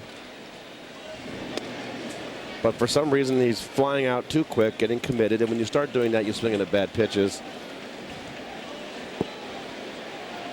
Well, for old Met fans, I never thought it's almost Kingman-like, isn't it?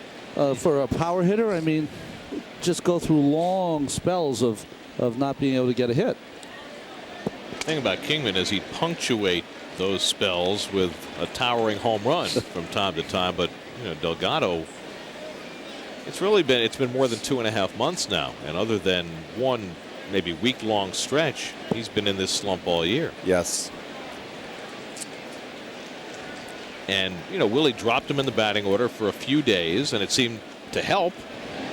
Right, he had the big game in Florida after they dropped him in the order. Yes. And then he moved him right back up. It's a funny game. I know it's kind of like a stupid thing to say in the air, but it's a funny game. It just things happen. You think you've seen it all, and you haven't.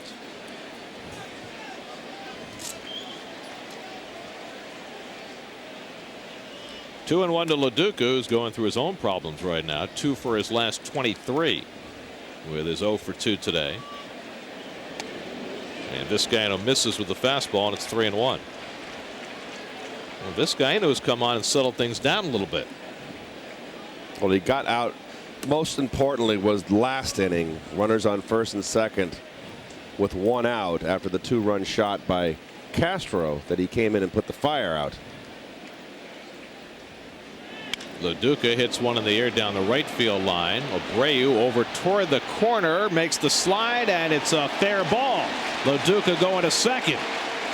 And Bobby Abreu, who's never all that anxious to go near walls, came up short on the slide, and LaDuca has himself a fly ball double. Well, this ball has a lot of hang time, and I think Abreu's lost a step or two here as he's gotten older. He's not covering the ground he used to cover. And that's a very, very difficult corner right there, Ronnie. Was that a fair ball? Well, Bobby Abreu was saying that the ball was foul, but it seems almost like his body blocked the view of the umpire. I want to show that again if we can, because that looked like a foul ball, didn't Let's see. On the line. Up. Right on the line. Right on the line. Good call. Fair ball. We don't even need the Mac cam for that. We saw that hit the line. Nice job. Good shot, guys. So Sean Green will be intentionally walked, and they'll bring up Castro, who homered his last time up. So this will be the second consecutive walk for Green. And with the tying run at second, this will put the go-ahead run at first.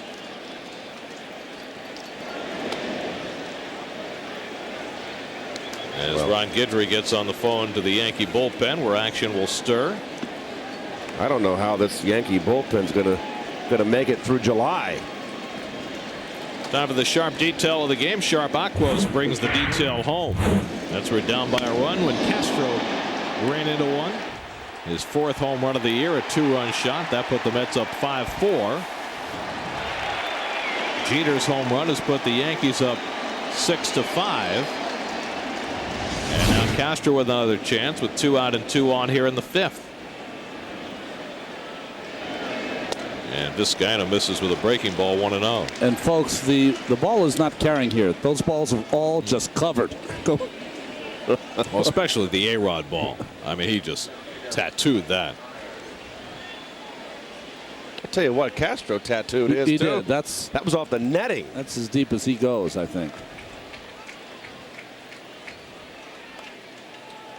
Well, good pitch to hit right here. What is?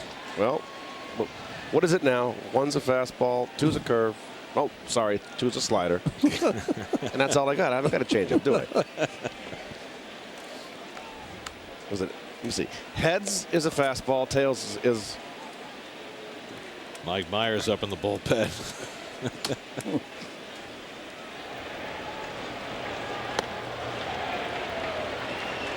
1-0 to Castro with 2 on and 2 out. And he takes a slider for a strike. And right there on a 1-0 count as a hitter, and you're looking for a fastball, and he throws you a slider like that, it's a good one to take. That was a pitcher's pitch. These two pitchers just different for the Yankees. Clippard with that big long arm action. Vizcaino really short arm angle, short arm action.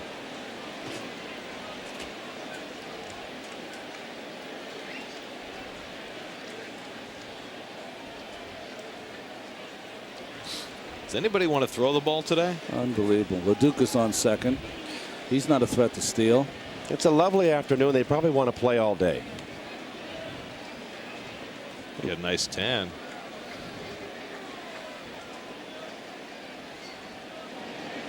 Castro takes a fastball for a strike, and it's 1-2.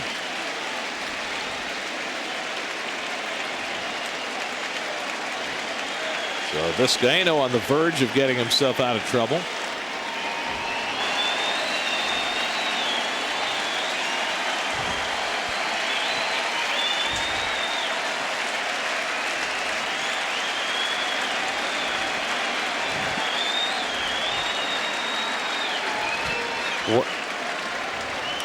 What's going on? He sees dead people, I think. I don't know. Something's crazy out there. The ghost of Hamlet.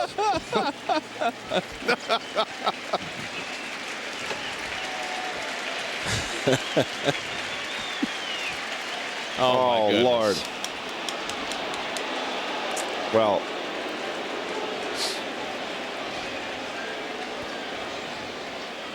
Ira doesn't seem too pleased. no one seems very pleased, and particularly up in his booth. I think what happens is Vizcaino is one of those pitchers that he's not shaking off Posada. If he doesn't like the sign, he steps off, which is craziness, but that's his MO. Hey, at least we're in the shade. That's right. He's only got 2 pitches. Cross-armed. You put your fielders to sleep. 1-2 to Castro, and he misses with a fastball. 2-2.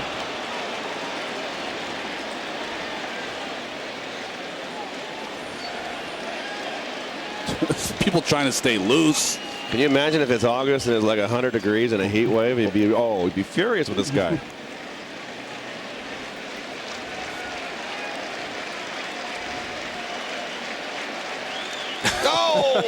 And now Posada calls time. Bring a book. There you go. I knew I should have brought my New York Times. 2-2 to Castro. On the inside corner, strike 3 called.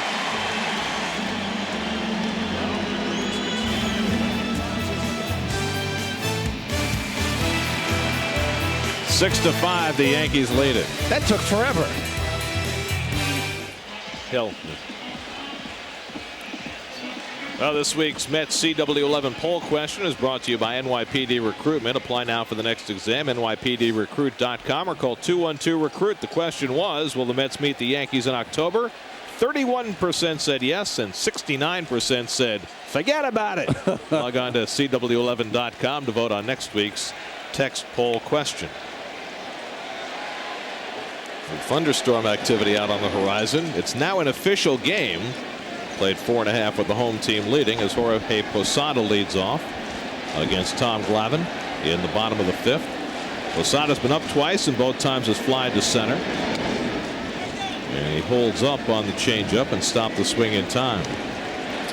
Meanwhile, at Wrigley Field in Chicago this afternoon, Carlos Zambrano has a no-hitter through 7 against the San Diego Padres. My question, Mike Barrett catching? Nope.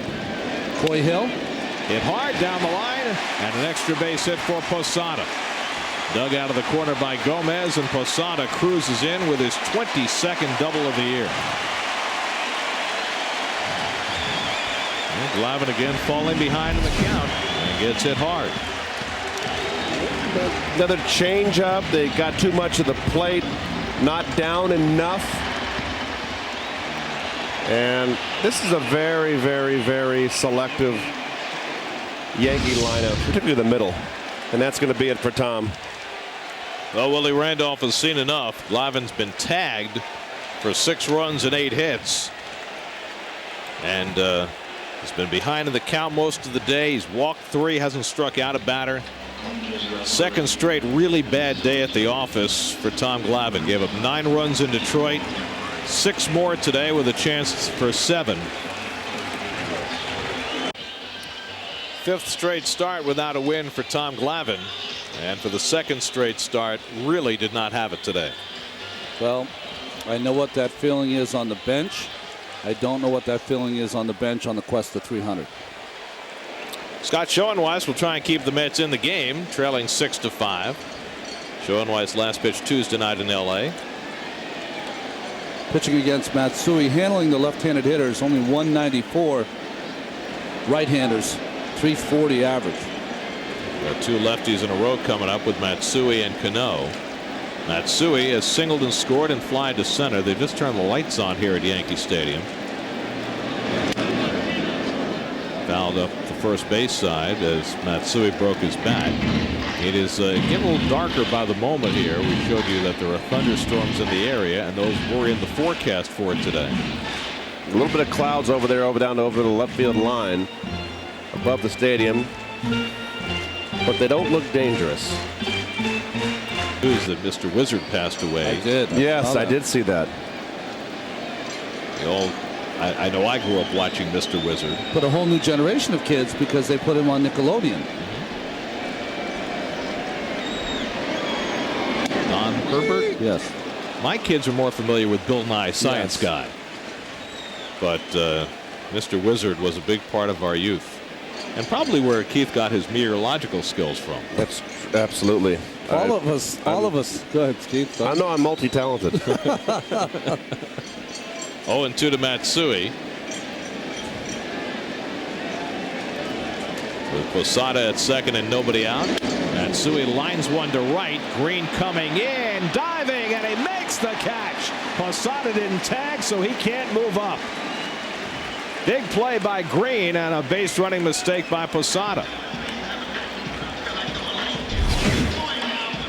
Well, Green, we know doesn't cover a lot of ground here, but he's got a little shorter fence there, a smaller right field to patrol. Tough play for Posada here. You don't know if it's going to fall. I can't say it's a serious base running blunder. If it drops six or seven, half a dozen or the other. I mean, you either got to do one way or the other. He got kind of caught in between. Robinson Cano grounds it to the right side. Pasco tie into right field. Posada's going to try to score. Here comes the throw by Green to the plate. Off the glove of Delgado, and that allows Cano to go to second. Delgado was trying to cut it off, but he muffed it, and the Yankees lead 7-5.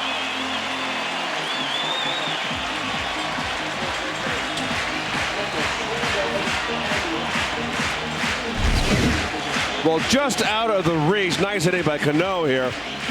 Out of the reach of Gotay. Carlos right here. I don't know. He just missed it. And you can see the throw is right on the cutoff man. They had no shot for Posada. Here's Melky Cabrera. Taking the pitch outside. Now watch Posada here. A little hesitation, like he thinks that he's not going to get the call. Then he turns it on. I think he was a bit surprised. They've charged an error on Delgado, allowing Cano to go to second for failing to cut that ball off. Because had he been able to cut it off, he was dead to rights. Looked like Cano had already committed, and they would have had him in a rundown. And a good smart play by Cano to get that 2-run lead on the board, give yourself up with knowing that Posada's not a speedy runner. So that was a nice play by Cano, and a time to give yourself up in that situation. To shortstop on the backhand, Reyes makes the long throw right on target. What a great arm. And there are two out as Cano holds at second. He slingshotted that ball over to first base. Let me ask you a question, Keith, and certainly as a former pitcher, don't know anything really about base running, but more guys seem to be being their own third base coach when they're on the bases. They're kind of deciding if they're going to score or not. As watching Jorge, it's hard to criticize Jorge Posada, but in that occasion, you bust and then let the third base coach slow you down. The play's behind you, and Larry Bowa is a very aggressive player. Larry, of course, is the third base coach down there. There's Big Larry. A very aggressive player, a very aggressive third base coach. Took a chance there. And I just think Posada thought because of the short right field porch here at Yankee Stadium that he wasn't going to get sent. But you can't assume. You know what that means, right? Yes. Supposed to run hard till they stop you, right? Yes, yes. 0-1 to Cairo. And the fastball misses inside. Just the little things that are schooled differently, or that has happened. Well, this is a better shot. It's a very good shot here. And for someone that slowed up in Posada a little bit, he sure got home. He would have been safe. I mean, if Delgado lets the ball through, he's safe. Cairo fouls it back. Well, Glavine's final line reads 4 innings plus, 7 runs, 8 hits. That means in the last 2 starts, Glavine's given up 16 earned runs in 8 1/3 innings. And his season's earned run average has gone up to 4.67. It started to rain now here at Yankee Stadium. It is an official game.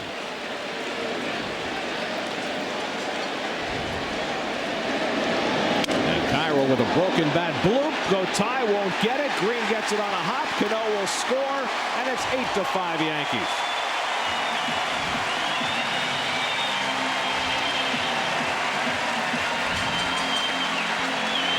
And the error by Delgado proves costly.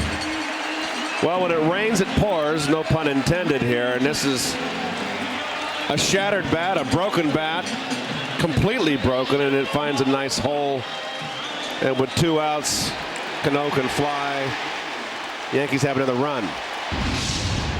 So Cairo's second RBI of the day. And they lead 8-5. 4 straight innings now, the Yankees have scored 2 runs. Mets had 3 separate leads, but now they're down by 3. And Damon takes a strike. Well, this inning should be over by all intents. If Delgado makes the cutoff and gets Cano, it's a 2-run ball game, and we're going into the top of the 6th. Damon is 1 for 3. The Yankees now with 10 hits in the game.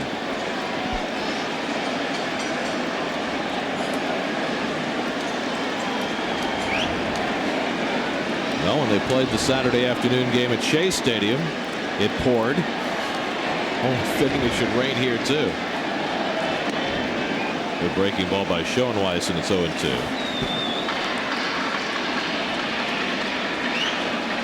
And each minute it rains a little bit harder. The Yankees now 4 straight innings in a row with a crooked number. Oh, ingenious. Necessity, the mother of invention.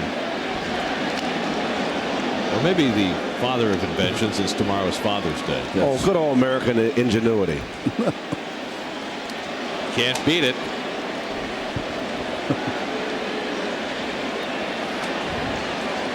No, I'm going to take care of him. Keep him dry. Oh, nice. That's why you celebrate Dad tomorrow. Castro's throw a little too late. Cairo running on 0-2 has the stolen base. 5th of the year for Miguel Cairo. Well, the Yankees saying, okay, you're going to steal off us. Take that. Cairo got, I think, just left from the belt. Took a chance, and they're not going to throw him out. Not even with a perfect throw. So now another runner in scoring position for Damon. Count 1-2. And he strikes him out. So Schoenweiss puts an end to the inning, but a productive one for the Yankees as they add 2 runs. One of them unearned, the result of Delgado's error. We go to the 6th, 8-5 Yankees. Pitcher to win number 296 or higher against the Yankees at Yankee Stadium. Yes, of course. Tom Seaver, 300th win for the Chicago White Sox in 1985. Don Baylor last out, fly ball to left field. Scott Proctor now in to pitch. This will be his 35th game. He appeared in 83 games for the Yankees last year. That's the second highest single season total in Yankees history, behind Paul Quantrill's 86 in 2004. Everyday Scott Proctor.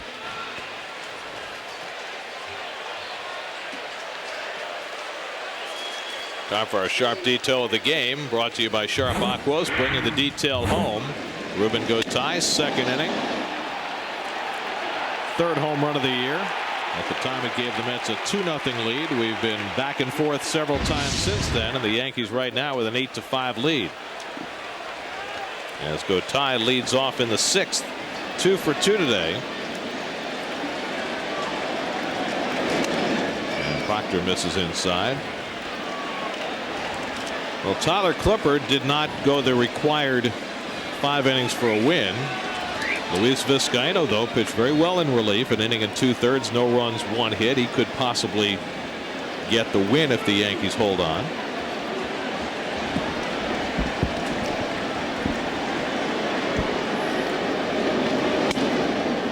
Ty takes high, 2-0.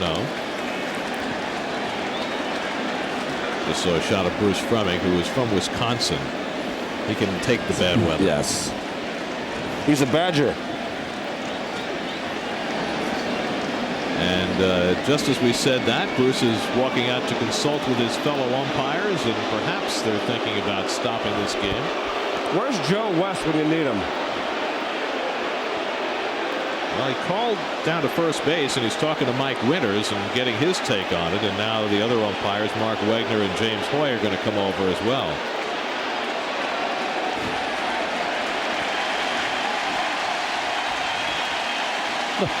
The grounds crew guy, what's going on? He's probably said, "Where are we having dinner tonight?" That's a good veteran move by Bruce to get a hand. Yes. You're absolutely right. 2-0 to go Ty, and Proctor misses ball 3. Proctor's had kind of an up and down year. Bruce, maybe he was just asking Winters if he'd heard a weather forecast.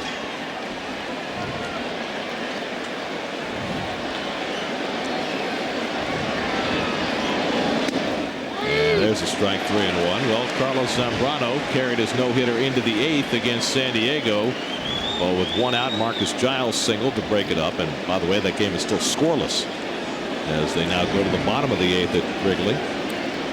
And Gotay takes ball 4. And so brought in with a 3-run lead, Proctor walks the first man to face him. Well, it's exactly the one thing you don't want to do. Got a 3-run lead. You're in the 6th inning, middle of the ball game. No free passes. So Carlos Gomez, who had an infield hit his last time up, he's now got a 5-game hitting streak going. It all started with that home run he hit as he takes ball 1. Let's check in with Kevin Burkhardt. Kevin? You know, guys, Carlos Gomez has this ritual, I guess you could call it, that he does as he strolls up to the plate every time, and he sniffs the bat. It's a little bizarre, so I had to go to the bottom of this and find out exactly what this is all about. And it's pretty simple. He wanted to be unique. When he was 15 growing up, he said all these guys he looked up to had their own little things. And so he sat there and tried to figure out what his own thing could be. He said something that no one else had. So he started sniffing the bat for good luck. I said, do you really sniff? Do you smell for anything? Of course, he's smelling for base hits, guys. So we'll see how long that tradition goes. Kevin, I suggest you take that microphone and get out of the rain. Yeah, where's the CW11 umbrella? Don't you know I've experienced the microphones of water by now, guys? That's right. I mean, come on. I'm a pro at this now. Well, we saw you in Arizona in the swimming pool with your microphone. Woo. And we saw you in McCovey Cove in the kayak with your microphone. That's his thematic 07 season for Kevin. Water, microphone. There's a strike to Gomez. Well, the rain is having an impact in that the color of the infield is now changing and getting darker, and it looks like they're going to stop it right now. Bruce Fremming calling time. Wow. And in the Mets' 66th game of the year, this is going to be the first in-game rain delay that the Mets have experienced this season. Comes with a 2-1 count on Gomez. With Gotay at first and nobody out in the top of the 6th inning, the Mets trailing 8-5, and if the game were to be rained out at this point, it would be an official game.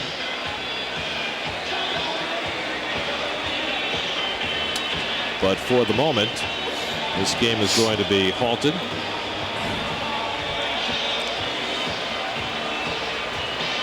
Boy, we've seen worse, though, huh?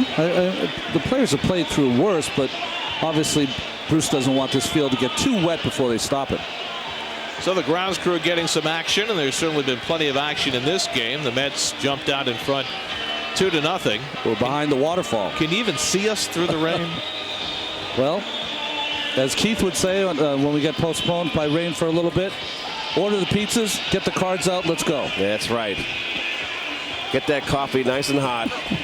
So when we get back out there, we get that little black cup of coffee before we go back out there. Well, we'll be right back here to Yankee Stadium as soon as they're ready to resume action. Mets trailing 8-5 in the 6th. Right now in the CW11, we take you to My Wife and Kids. Not mine, really. They'll, of course, uncover home plate so they can continue the game. I don't know how much they're going to do with the batter's box itself. They're going to smooth things out as much as they can. The same on the mound. They give the pitcher time to warm up. And I see Scott Proctor walking out of the Yankee dugout, so it appears he's going to be the man. He's going to take the mound. He was on the mound when the rain started to fall here at Yankee Stadium. So it appears that Scott Proctor, he's going to play catch with Jorge Posada and get ready to get things going here again in a few minutes. Although, as he steps out of the dugout and they put the tarp back and under its wraps, all of a sudden it's getting cloudy again here at Yankee Stadium. Now, if you look at the clock, it's 3:54. They say they're going to start at 3:55, so that would be 36 minutes that Proctor has not thrown a pitch. Is that going to work against him, Al?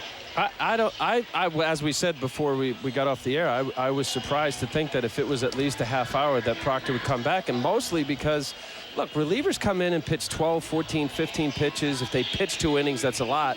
But to have this kind of rest for a guy who's used to getting up, throwing quick 8-10 bullets, and he's ready to go in the game, it'll be interesting to see how he does. Do you think Joe Torre will have somebody working in the bullpen as Scott Proctor begins the rest of this ball game? You would think, but you know, look, Scott Proctor in the minor leagues, he was a starter. As a matter of fact, prior to last year, they wanted him to go down to Columbus AAA and be a starter. So he's familiar with getting up and down as far as having to pitch 5-6 innings. Obviously, that's not his role now. Look at Jorge Posada. That's like his office. You know, he's going to keep it as tidy as possible. He cleans off home plate so Scott Proctor can resume his warm-up tosses from the mound. That's his home plate away from home. Now, Proctor, before this rain delay, he walked Ruben Gotay to start the inning, and they had a 2-1 count on Carlos Gomez, so he did not have the plate. Obviously, they need him to have it right now. This has been a seesaw battle, and Jose Reyes has been in the middle of it again with 2 walks, 2 stolen bases, 2 runs scored. Willie Randolph getting the lay of the land from Bruce Fleming. And for the Mets, Scott Schoenweiss pitched the bottom of the 5th inning, or he closed out the bottom of the 5th inning. In all likelihood, we'll see somebody else in the bottom of the 6th. So the Mets are trying to come back. The Mets had a run in the 1st, a run in the 2nd, a run in the 3rd, then 2 in the 4th. And the Yankees have put up deuces in each of 4 innings, 2nd, 3rd, 4th, and 5th. The Yankees put up 2 runs in innings. So Tom Glavine started. He struggled. And the kid Tyler Clippard for the Yankees, he got knocked out in the 4th inning as well. And this is the part of the rotation. We talk about how the Yankees have really settled things with pitching. Well, they've settled things in the first 4. Messina, Clemens, Pettit, and Chin-Ming Wang. But the 5th, that's going to be a question. And that might be the last time that Clippard pitches up here. We could see Kagawa next time, because as Kim Jones said in the pregame show, they say that Kagawa's all straightened out, so I don't know if that was playing on the mind of Clippard, but he didn't pitch very well. He didn't have it today. He kind of struggled with his control. I mean, 3 walks in 3 1/3 innings and allowing 5 hits as well, and he was charged with all 5 runs that the Mets scored. Only 1 strikeout for Tyler Clippard, and maybe the second time around, the Mets had a better idea of what he could do to them. And the Mets fared better against him today, although the Yankees offense got it in gear after somewhat slumbering last night, not scoring a run against Oliver Perez, who pitched a fine game for the Mets. But today the offense has clicked into gear. We're only in the 5th inning, and the Yankees have 8 runs on 10 hits. That's okay for the Mets because they begin a long homestand after that. The Yankees will leave on Monday and travel to Colorado. They'll begin a 3-game set against the Rockies, then 3 games against the Giants, then an off day in Baltimore, and 3 more against the Orioles. So that is a very, very long road trip upcoming for the Yankees. Joe Torre talking with Bruce Fleming. Probably, I bet you they're talking about that balk earlier in the game, and also about what the radar gun is showing, or the radar that shows whether or not there's rain on the way. Joe kind of shrugged his shoulders when he walked back to the dugout, so I don't know if he was happy with the conversation, but he takes a seat on the bench next to Ron Guidry, and it looks like we're ready for baseball. Carlos Gomez smelling his hit, or hoping that there's a hit that he smells.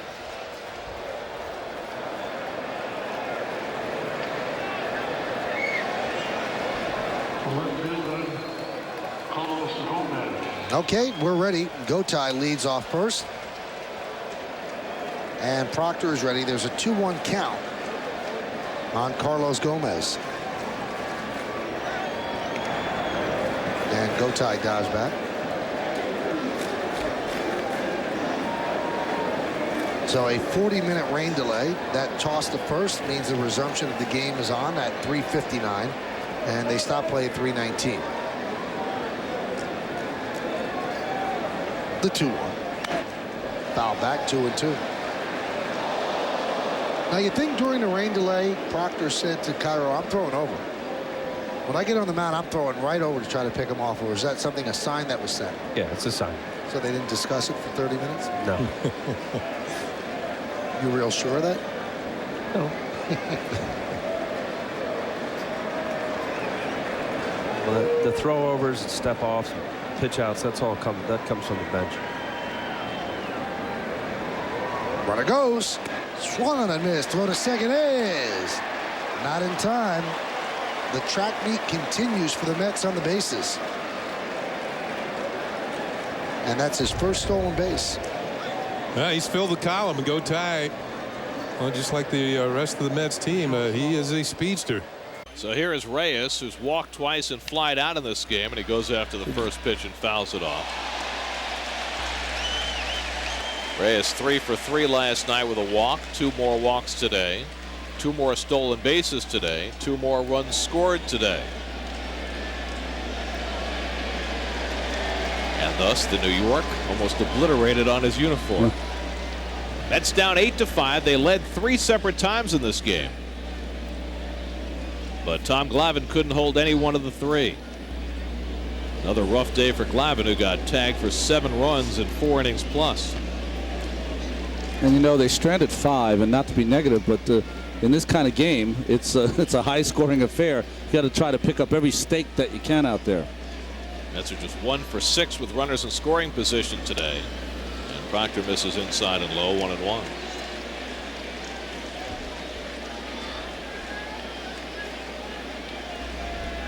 Reyes has had an electrifying series so far. But the Mets are going to need a whole lot more if they're going to come back in this game. Well, this game's far from over. A 3-run lead with this bullpen here of the Yankees. Not to be disparaging, but I guess I am. 1-2 to Reyes. And all of a sudden, Proctor, who couldn't find the plate when he came in since the rain delay, has come back throwing strikes. Well, good change up here. I watched him warm up on the mound. That's where they warmed up. 21 pitches it took for him to get loose. After throwing on the side with Posada, only took him 21 to be ready to pitch. That's pretty good. Is that good? Yeah, that's real. That's not a lot of pitches. Okay. Like for a starter, it would be more around the 40 range, 45, 50. 1-2 to Reyes. Jammed him and he fouls it off. And Reyes comes up shaking his hand after that ball off the fists. This is always a tough at bat too. When you have a rain delay, Gare, and you're the first or second are going to hit in the first inning, the first half inning after a rain delay. It takes a while for your body to get back into the rhythm of the game. I've always rather in a rain delay be out in the field, getting more loose, and then coming in and hitting. It's the toughest at bat. How about for a pitcher getting restarted? Well, I think it's more of a mental thing, because I think physically you can have as many pitches as you want to get ready. So that's not a problem. I think mentally getting back into the game and the situational game. Breaking ball fouled off. So Reyes has fouled off a couple of tough pitches. So let's say you're not in the field, Keith. So you're not in the field. What things can you do in the clubhouse? Let's say they say we're starting in 20 minutes. Is there anything you do? Well, they usually give you more time than that. You can come out 20 minutes before and start doing little sprints and getting re-stretched. That's the most important thing. And swing a little bit, get the lead weight in the bat. Probably would have been better advice to go in the cage and maybe hit a little bit, but I never did that. 1-2 pitch, chopped up the first baseline, foul. So changeup, curveball, fastball. He's fouled them all off. So basically, that if I had a bat like Jose Reyes has right here, I wouldn't be swinging for the downs 2-0. I would be up there basically a line drive hitter, looking to go right up the middle and being very short and compact. But now he's seen 6 pitches in the at bat. Do you feel a little looser at that point? A little more into the game at this point? Quite frankly, Gary, to be honest with you, it's been so long since I've had that situation that I've forgotten. You know, you've forgotten more than I ever knew. You could lie.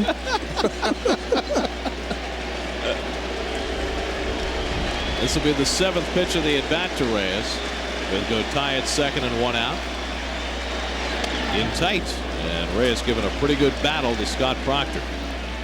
Tyler Clippard started for the Yankees, lasted just 3 1/3, gave up 5 runs and 5 hits. Kudos to Luis Vizcaino, who came in to settle this game down. Went an inning in the 3rd, allowed no runs and 1 hit. And now Proctor in to pitch the 6th. 2-2 to Reyes. Reaches for it and fouls it away. This is turning into a classic turn at bat for Reyes.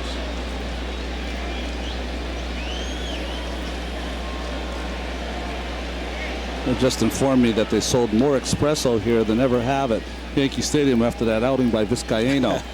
People needed a little shot, a little jolt of coffee. Well, he certainly did the job, though. Hypnotized the Mets. Proctor working hard on Reyes. This will be the 9th pitch of the at bat.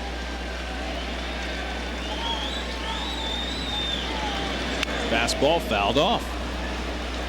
And on we go.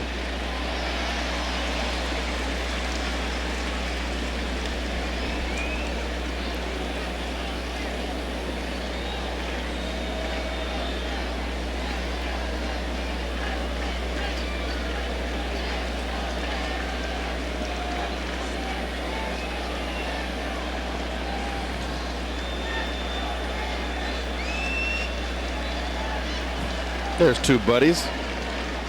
Sometimes. Not today. Again, the 2-2 to Reyes.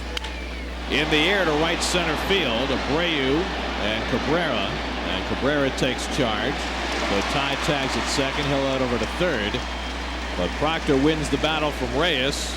Took him 10 pitches to do it, but he gets Reyes to fly out for the second out. As Gotay takes third. Well, after 2 pitches away, he came back in and got Jose.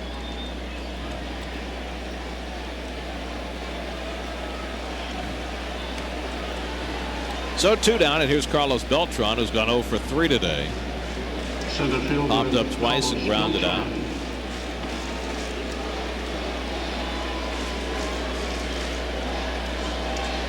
Mets have managed just 6 hits today, but they've gotten 2 home runs from Gotay and Castro. And a strike called to Beltran. I gotta think that Carlos, that outside corner, looks really far away for him right now. He's taking a lot of pitches away, Ron.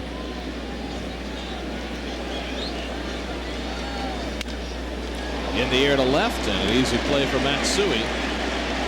And the inning is over. So Proctor, after the rain delay, strikes out Gomez, gets a couple of fly balls, and keeps the Yankees 3-run lead.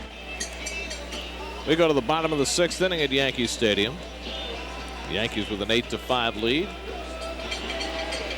And Guillermo Mota takes over the pitching for the Mets.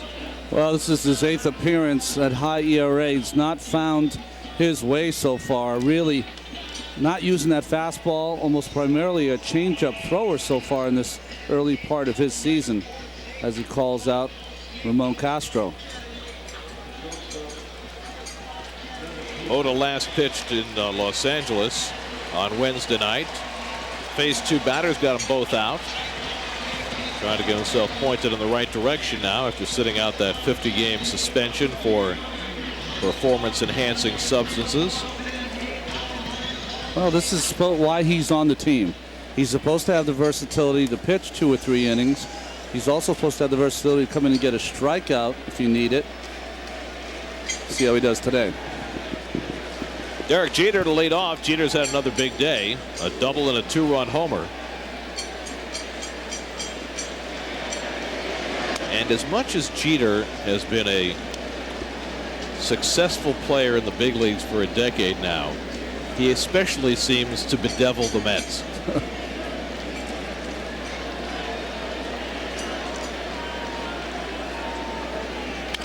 Up the middle, and a base hit for Jeter, his third of the game. Even on the infield, a little rain soak. That ball just had enough juice to sneak through. Another up and in fastball that Jeter kind of brings his hands in again. It's just out of the reach. You know, the problem is that Mota has a really good changeup, and that is his out pitch. But he throws his fastball. He doesn't pitch with it. He doesn't throw to spots. He just kind of rears back and lets it go. And that doesn't really cut a lot of weight here, especially today in Yankee Stadium against this ball club. Now Bobby Abreu, who's been on base 3 times in a row, 2 walks and a base hit. And he dribbles one. Tough play for Mota coming off the mound. From his knees, he throws him out. Mota, the former minor league shortstop, making that play as Jeter goes to second. Well, how many swing bunts we're going to have in this series? Another one by Abreu here. And you mentioned that he's a former infielder. Nice play with the bare hand. And the nice toss there to Delgado. There's really 2 ways you can make that play as a pitcher. That one, like you're almost stepping on it bare hand and throw it. Or you can scoop it up, and if you have a first baseman that has the wherewithal, you can scoop it up. Your first baseman comes in foul territory, and you throw a little strike over there. Takes the runner out of play. We used to play that game. Yes, we did. I used to love to do that. It was like dancing on the bag, going from fair to foul territory. Here's Alex Rodriguez, who hit a monster 2-run homer back in the third, his 26th of the year. Probably easier for some first basemen than for others. Yes. But I remember being taught that by my father when I was like first starting to play first base. And those were some of the drills I had. And that's the advantage that I had. And Ronnie, that you had. Yeah. We both had fathers that were great baseball instructors. A-Rod just 1 for 7 in this series. There goes Jeter. The pitch inside, throw to third by Castro, safe. 7th stolen base of the year for Derek Jeter, his second in this series. Well, I think the Mets have inspired the Yankees, because this is the second stolen base here for the Yanks. 2 in the last 2 innings, and this is a very heads-up play by Jeter. It's a very close play, but he just kind of lulled Mota to sleep. Looked like he was just kind of lollygagging there, and boom, he was gone. The infield comes in for A-Rod with the count 2-0. And Mota misses high with the changeup, and it's 3-0. Well, you wouldn't think that you'd want to throw a strike right here. Posada has been a great hitter this year, but he's also a double play candidate. I would be giving a green light to A-Rod here, as hot as he is. And he throws him a strike. It's 3-1. He countered with the changeup, though. 3-0 changeup. But that's all he throws. Is it really a changeup? Well, that is the problem. If you don't use your fastball enough, it's changing off of a changeup. It's changing off of nothing. 3-1 to A-Rod. And it's ball 4. So now the infield can drop back to double play depth with Posada coming up.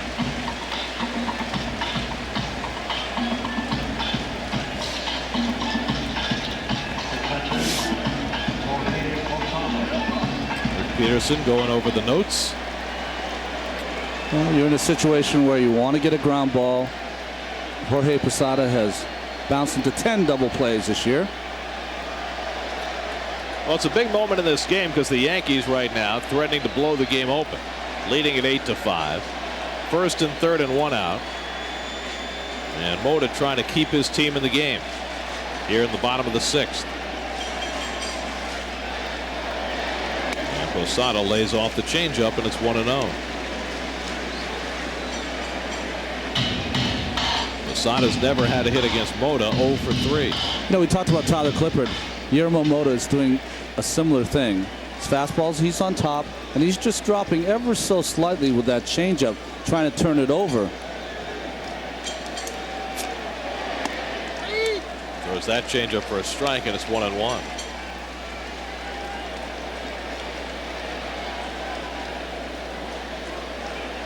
Posada's second leading hitter in the American League with a .349 average, trailing only Maglio Ordonez.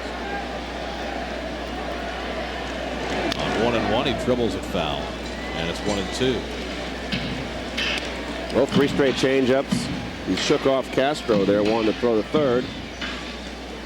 And Posada swung at a bad pitch. It was a bait changeup, tough pitch to lay off. As a hitter, you saw him hit his head. He was mad at himself for not being 2-1, and he's really now 1-2 in the hole. There goes A-Rod, and the pitch outside. He got such a big jump, there was no chance for Castro to throw. So this has become a stolen base parade. The Mets have 4 stolen bases in this game, and the Yankees now have 3. Well, the infield's back in, and Mota just asleep at the switch there. So now it's 2-2 to Posada with second and third and 1 out. I don't understand how you can't hold A-Rod close from that in that situation. Got to keep him at first base to give yourself a chance to get out of this inning. The 8th stolen base of the year for Rodriguez. 2-2 to Posada. Swing and a miss. He struck him out. Well, there's a big strikeout for Guillermo Mota. Now there are 2 men down. Oh, the bottom drops out of this changeup inside instead of outside. That one's inside, down and in. You know, left-handers love that ball down and in, but if you can keep it under that hitting range, you're in good shape. Mota with the strikeout. Well, he got on the fish for a bad one there. Pretty much the same pitch on the 1-1 count that he swung at. So here's Matsui, who's 1 for 3 today. Robbed of a hit by Sean Green his last time up. Green made a diving catch in right field. Second and third and 2 down. And the fastball misses 1-0.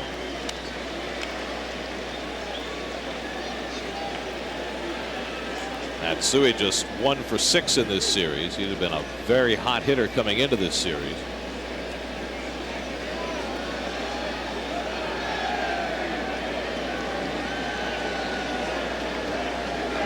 And the changeup in for a strike. 1-1.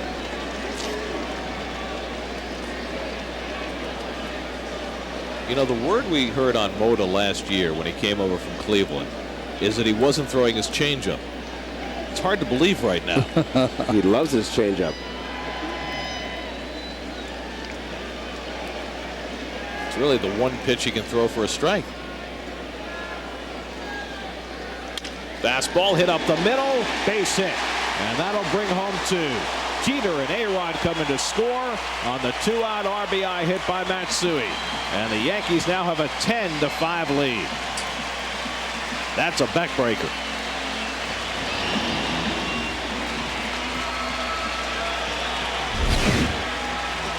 Well, the fastball here, it's away, but it's up too much, and it doesn't sink. It just kind of runs away flat.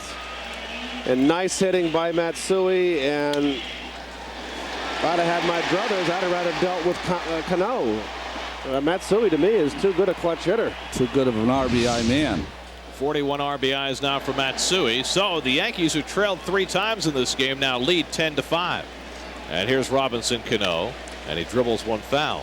You know what you can do? If you don't want to throw your fastball and you want to use your changeup to get the hitters out, then if you're going to use the fastball, don't throw it over the plate. Throw one up and in. Knock them down. Get them away from the plate. Then go back outside with that changeup.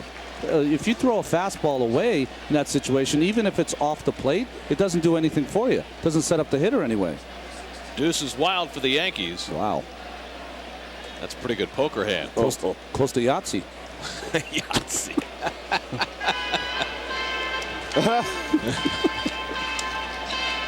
What is this? It's like Yalta. Yeah. More conferences than Stalin, Churchill, and FDR had. I think, Keith, you lived in the building. We need Dag Hammarskjöld here. Lucky it's not really the Russians. There'd have been nothing but microphones all over that mound. Well, that's why guys cover their faces with their gloves, isn't it? So we can't read their lips. Cano has singled, walked, scored twice, and driven in one. And he takes the changeup wide, 1-1. It's only the bottom of the 6th, by the way. That's plenty of time to catch up in this game against the Yankee bullpen. But so far, the Yankee bullpen has held them in check.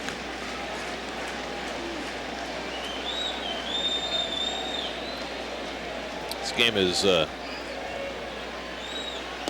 reminiscent of the game at Shea Stadium that the two teams played on that Saturday, when the Mets won it 10-7, built a big lead and then hung on. That game was played, the majority of it anyway, in the rain.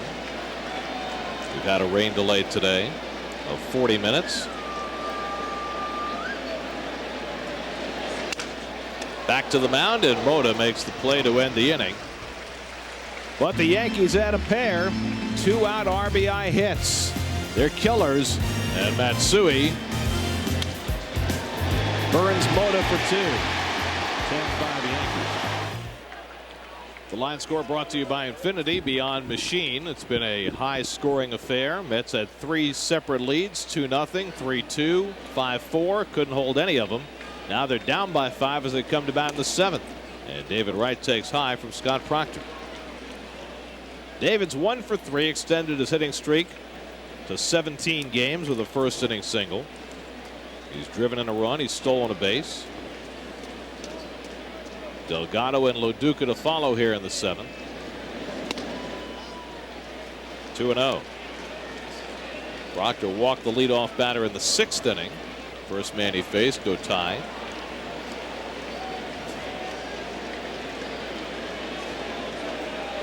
Not many times the Mets scored 5 runs, 6 innings, and are doubled up. Well, not many times the Mets have given up 2 runs 5 innings in a row. Well, they had the 2 games last weekend in Detroit, where they scored 7 runs in each game and lost them both, 8-7 and 15-7. At one game, they had 7 consecutive hitters leading off the inning with a hit. Wow. Against them. Against them, yes.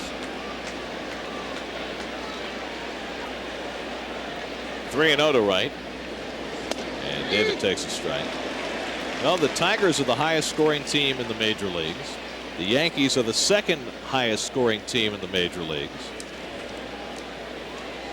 The Phillies are the highest scoring team in the National League, and the Mets have played them all during this stretch. Wright pops it up.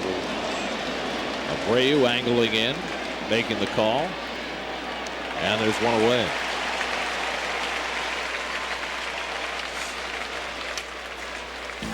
Charlie Sheen and John Cryer join the CW11 family this fall in the Emmy-nominated hit comedy 2.5 Men. And if you think your life is crazy, wait until you see what goes on in this house. Get in on the dysfunctional family fun weeknights starting in September right here on the CW11.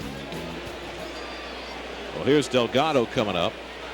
Carlos has been up 3 times, hit the ball in the air all 3. Now 0 for his last 14. And he lines one over the glove of Cano, and a base hit for Delgado. So he gets off the schneid, and the Mets have their first hit off Scott Proctor. Well, this is what he needs to do. Stay back. It's still a ball. He's a full hitter, but it's still a ball that we've seen him drive to left center field. So, but that, at least he stayed back there, and it's something to build on.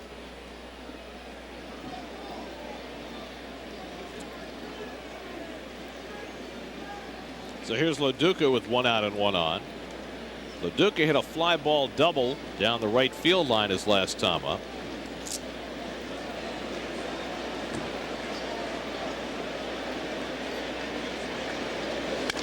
Line drive, base hit. So back-to-back hits for Delgado and Loduca, and the Mets have 2 men on.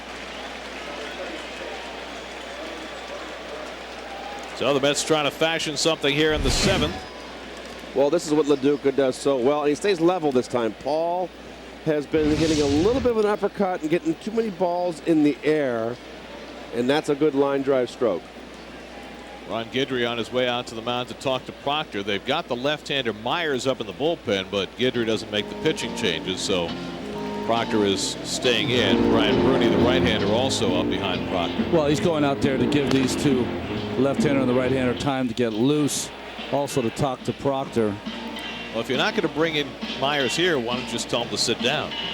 You got a right-hand hitter on deck, and then a switch hitter Gotay, and then another right-hand hitter Gomez.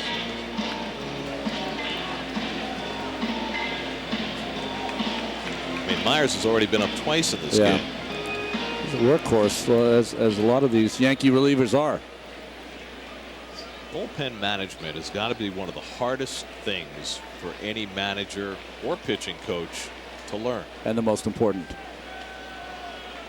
Sean Green has walked twice, 0 for 1.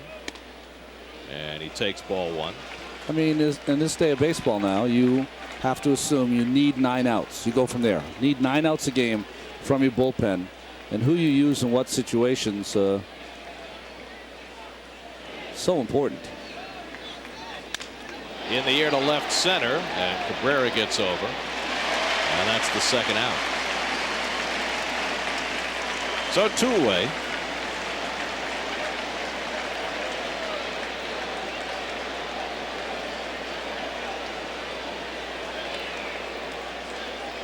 So Proctor, after giving up back-to-back hits, gets Green on the fly ball, and Ramon Castro will step in. Castro had a 2-run homer back in the 4th.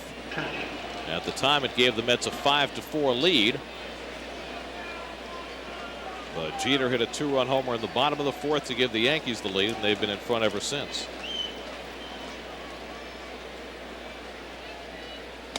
And Castro takes a fastball for a strike. With these 2 outs, you're looking for Ramon maybe to run into another one, try to get the Mets back into this ball game. Castro now with 4 home runs on the season. Can't reach that fastball, and it's 0-2. Proctor is so erratic. He can have a batter and walk them on 5 pitches and then come back and make 2 nasty pitches like that on Castro. He's got a good arm. Yes. Another fastball, and Castro can merely wave at it at 97 miles an hour.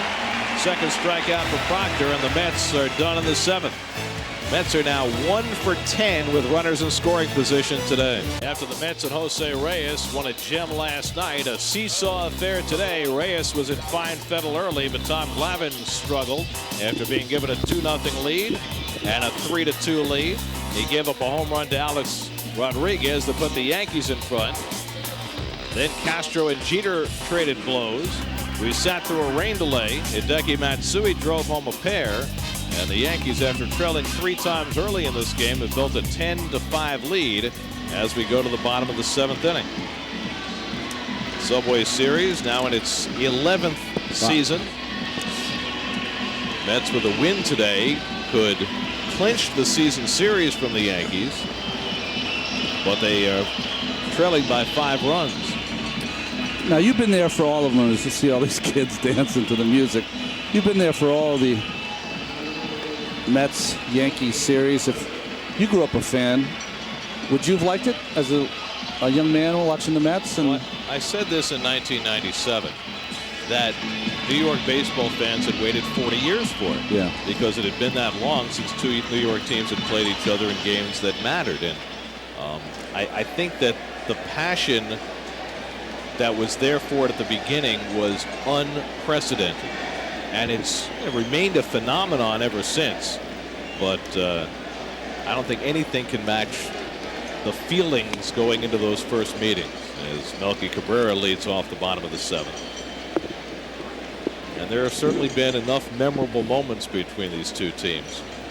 From that first ever game that Dave Malicki shut the Yankees out, as Mota handles the comebacker and throws out Cabrera 1 away, to Mike Piazza's ownership of Roger Clemens, to Clemens hitting Piazza in the head and the bat throwing incident of the World Series. And that great comeback win that we talked about in 1999 when the Mets overcame 6 home runs to win 10-9.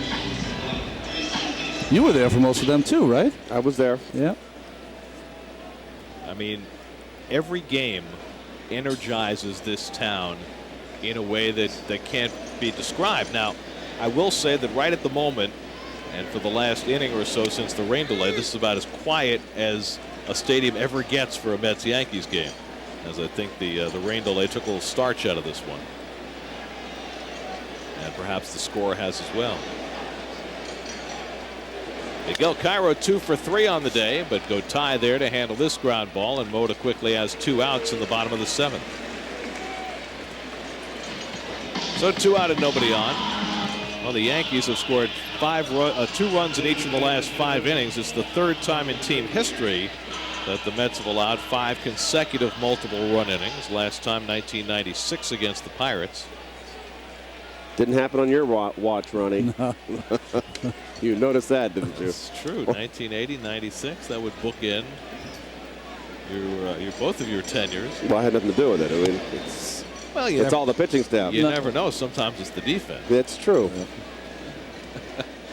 Well, Mota trying to put an end to that run as he faces Damon, who's 1 for 4 on the day, has driven in a run and scored a run. And Mota's fastball misses 2-0. Tom Glavine started, gave up 7 runs and 8 hits over 4 innings plus. Scott Schoenweiss got tagged with an unearned run in his inning of work. And Mota gave up 2 in the 6th and now trying to finish the 7th. But falls behind Damon 3-0. Tomorrow night El Duque will take the mound, and even though he got roughed up a little bit in his last start, his performance this year has been stunning, and it's got to be extra special, you would think, for Orlando Hernandez to come back to Yankee Stadium. He'll pitch against Cheng-Ming Wang tomorrow night. There's a strike. And his ability to get out the right-handed hitters should really help him against Jeter and Rodriguez in the middle of that lineup. He's just been outstanding against right-handed hitters. He's going to have to worry about Damon, of course, Matsui, Posada, and Cano. Yeah. 3-2 to Damon. Mets have never faced Cheng-Ming Wang, and he is so nasty with his sinker. Throws strikes, goes deep into games, throws that bowling ball sinker and a little slider. Just off the plate, ball 4, and Damon draws a 2-out walk. Second walk given up by Mota. That's 5 today for Mets pitching. And so Jeter, who's just a triple shy of the cycle, will come to bat. Typical Jeter day against the Mets. Double, 2-run homer, single. He's stolen a base. He's scored 2. He's driven in 2. Up to 341. Look at that on-base percentage.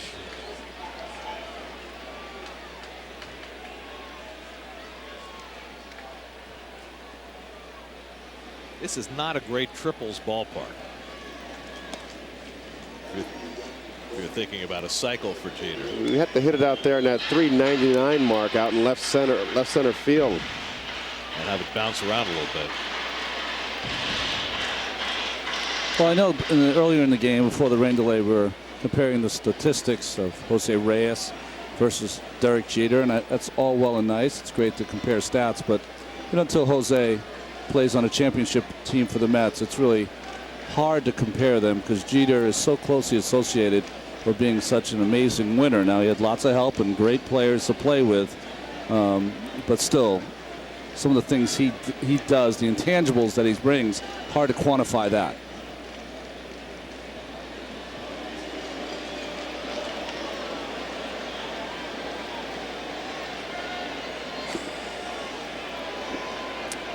Castro heads out to talk to Mota. We need the 2 soup cans with the string. Let's go from the catcher to the pitcher. Well, you know the dirt strip they've got between the mound and home plate in Arizona and Detroit? I think it's time to put one in because otherwise that grass is going to die. Be yellow by August. Maybe by the 9th inning today.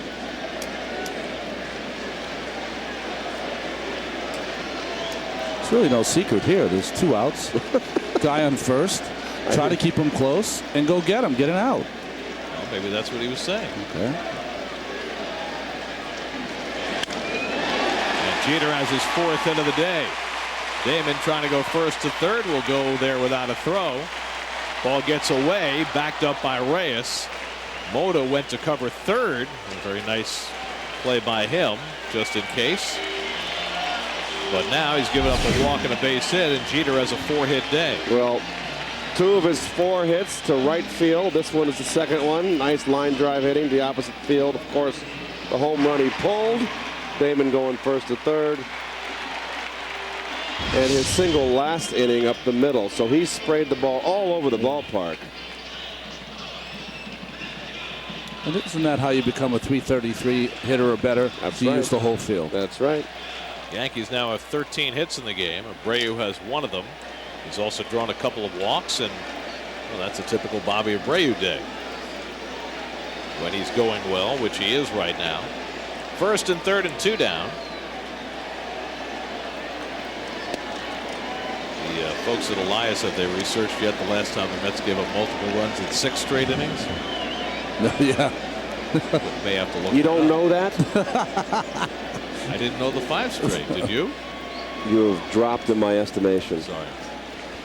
We all have our difficult moments. Change up in for a strike. Kevin Burkhardt has more on Abreu. Kevin? Gary, we know he's had a great June, but certainly a struggle at the beginning of the year. He said it was mentally very tough because it's hard not to get down on yourself at that point, especially, he said, when you're facing those questions every day. But he watched video every day, and he said there was just small adjustments. It was just a little frustrating that he couldn't get to those adjustments day in and day out. It took him, sometimes a week to adjust to something small. He said he knew he was going well when he started going the other way, and we've seen that today already. He has certainly turned things around and played more like the Bobby Abreu we remember seeing in Philadelphia.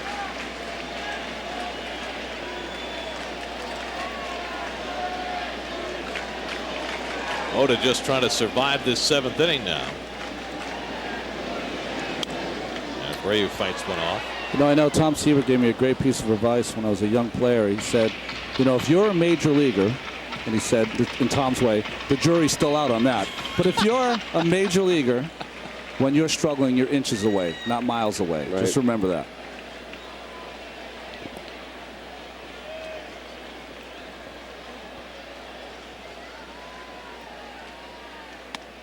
Just off the plate, and it's 2-2. Tom was hard to impress, I get the impression. He was tough, Big Tom.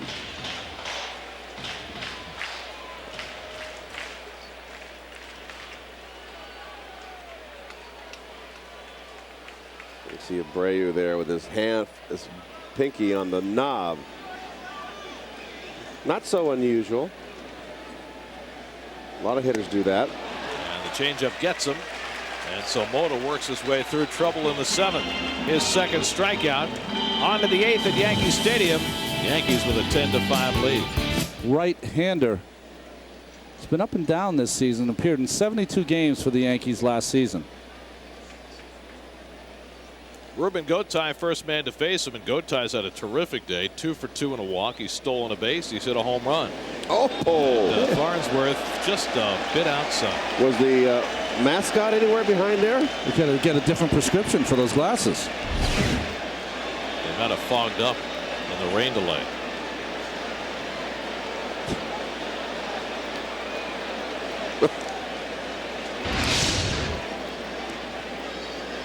Farnsworth is a puzzle.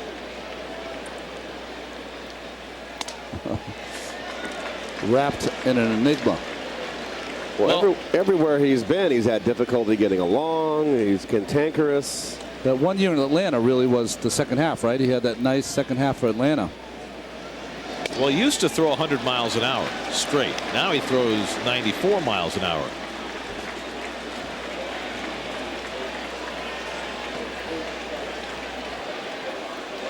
He needs a little larger frames in those glasses, doesn't he?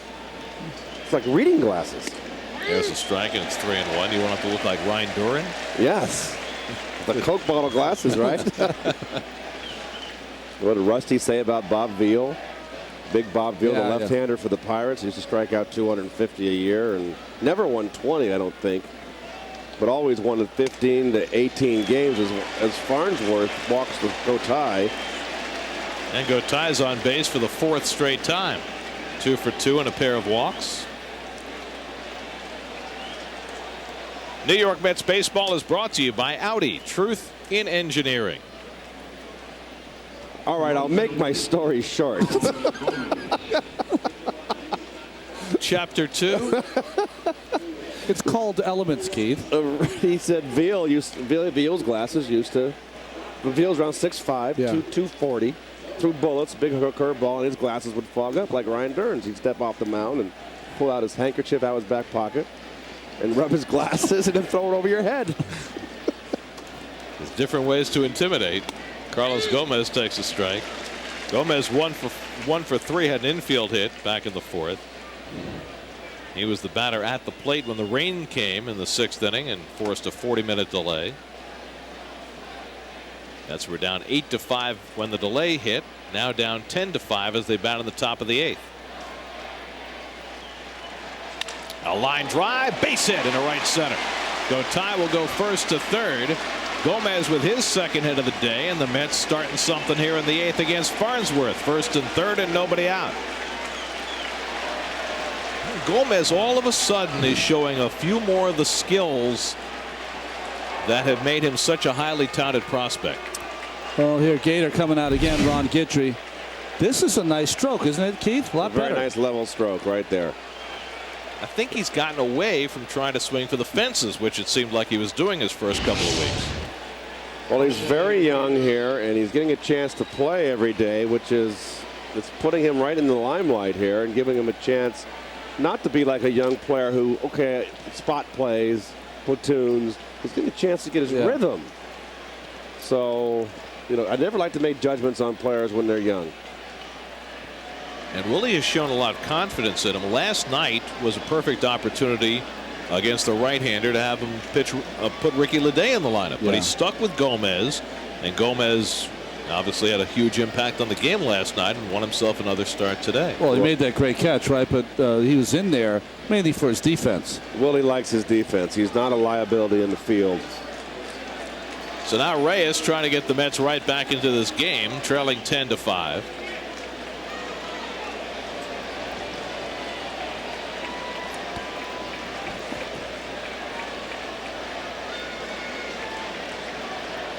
Reyes has walked twice today, stolen 2 bases, scored 2 runs, otherwise 0 for 2. And the fastball hit to center field. Cabrera right there, tagging at third Gotai. He'll trot in to score. It's a sacrifice fly for Reyes, who hit the ball well, drives in a run, his 31st, and now it's 10-6 Yankees. But if you're the Yankees with just 5 outs to get, you'll trade that.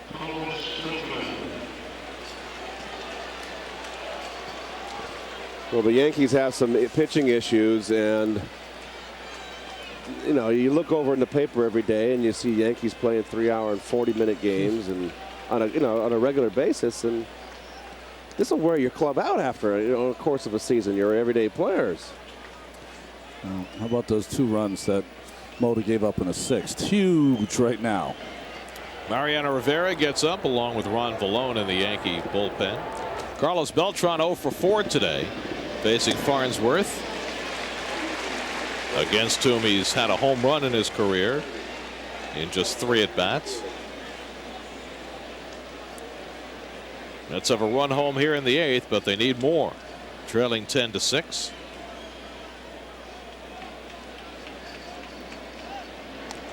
Farnsworth with the quick move and Gomez back. Let's see how he stood up a little, relaxed, just for a second. Bounces that throw, and Gomez gets back.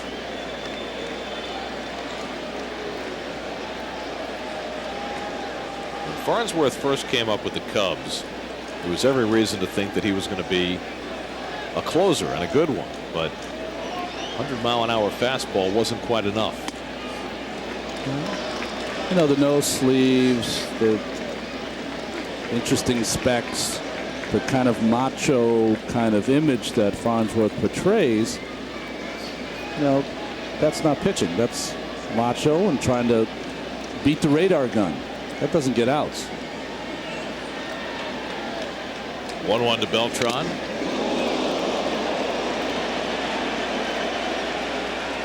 Did that get Bruce back there? It's been a long day for Bruce. You know, as each inning passes, Bruce still can't get down any further. Watch. Oh, that got him. Right a good shot. Shoulder. He's not getting down. He's tired. Bruce Fleming in his 37th year as a major league umpire. Nobody in history has umpired more games than Bruce.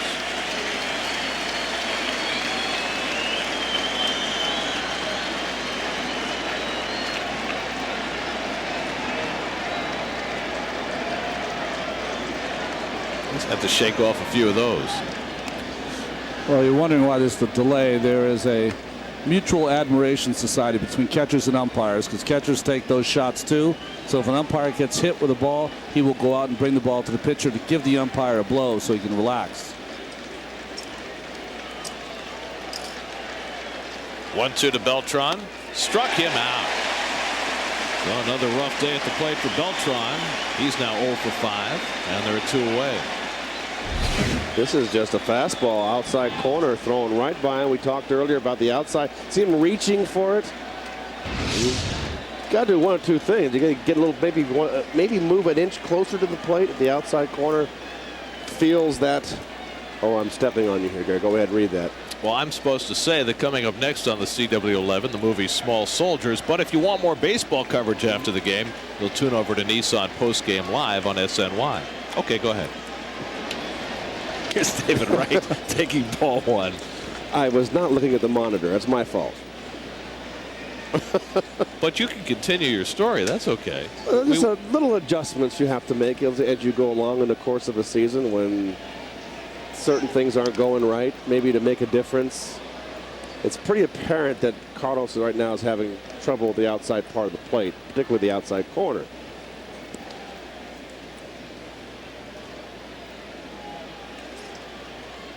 Wright is 1 for 4 today. Drove in a run with a first inning single.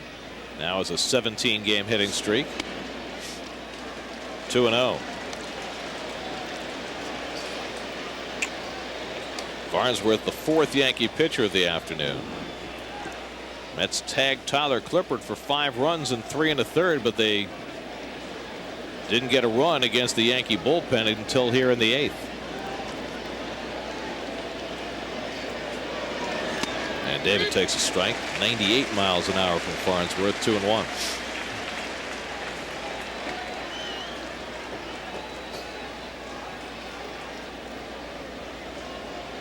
There's still a lot of people here in the ballpark.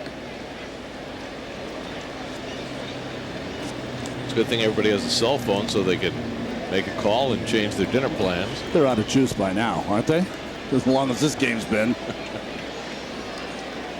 This is an everyday affair in the American League.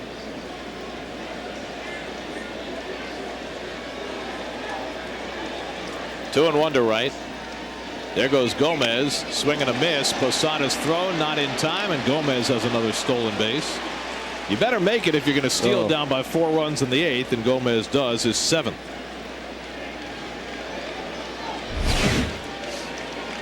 Well, David just gets beat upstairs here big time.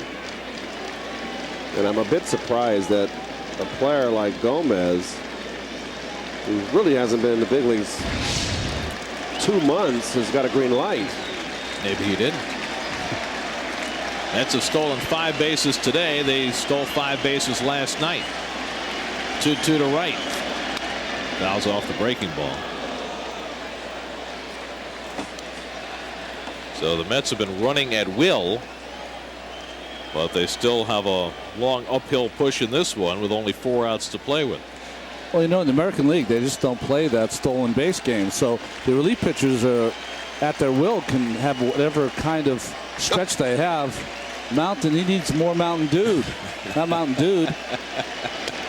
3-2 now.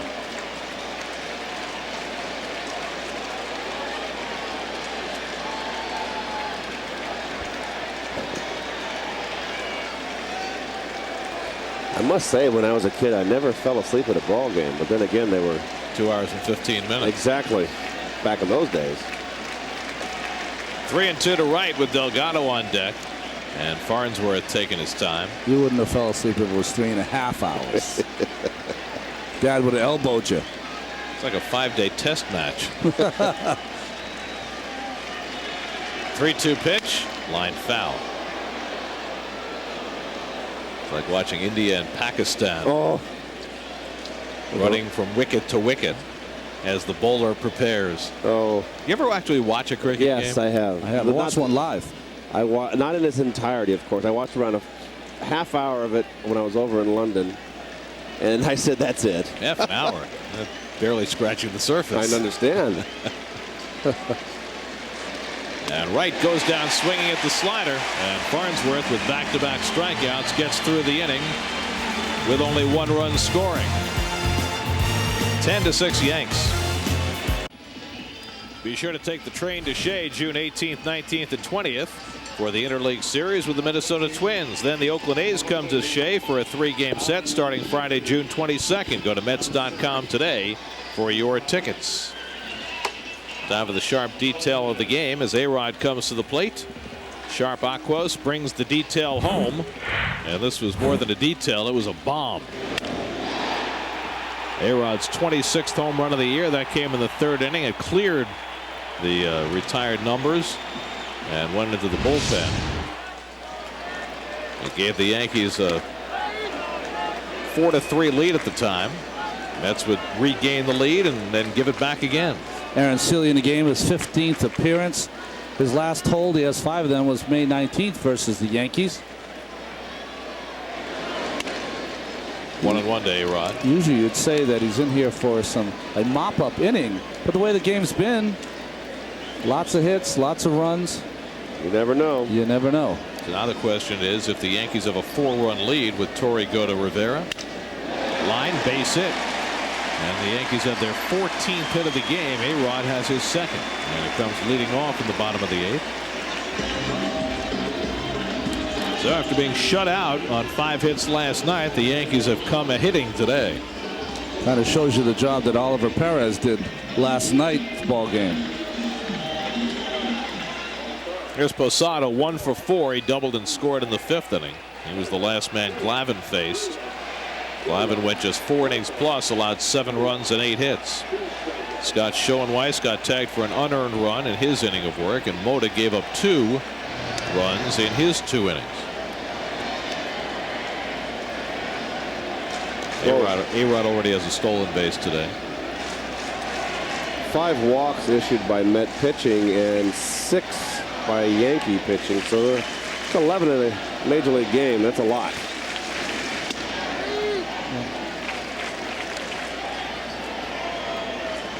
And there have been 8 stolen bases in this game, 5 by the Mets and 3 by the Yankees.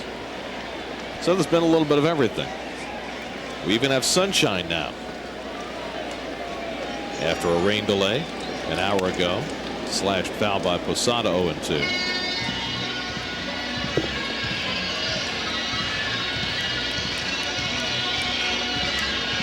So it's a full afternoon at the ballpark.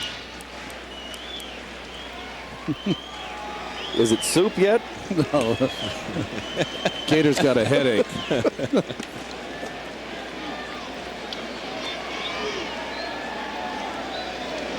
In tight to Posada, 1-2.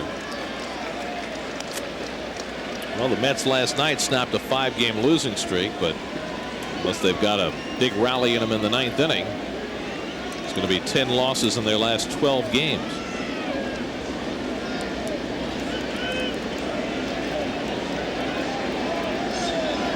And the curveball just missed.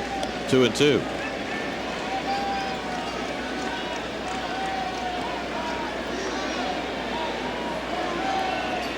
I see Aaron's hair is growing back a little rapidly. He was the last one to cut it, right?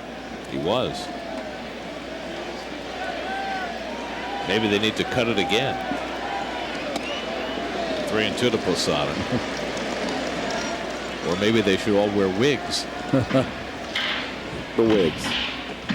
Yet on the haircuts. Maybe they could wear Keith Hernandez wigs. That's right, without any gray. How about mustaches? Of course not. Just for men. no gray. 3-2 to Posada. A-Rod runs, and it's ball 4, and so the Yankees have the first 2 men on. That's 6 walks today by Met pitching.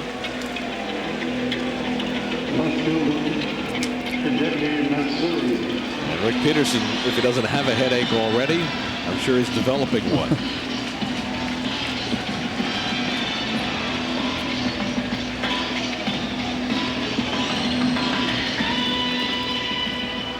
Here's Hideki Matsui. Matsui has maybe the biggest hit in this game. The Mets were still very much in contact when Matsui came to bat in the bottom of the 6th with 2 in scoring position and drove home 2 with a base hit up the middle to make it 10-5.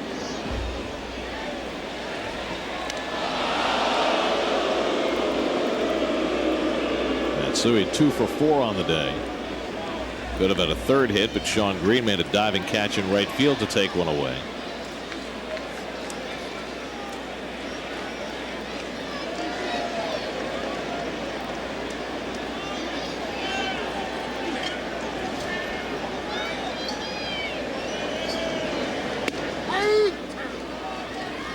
Oh, and 2 to Matsui.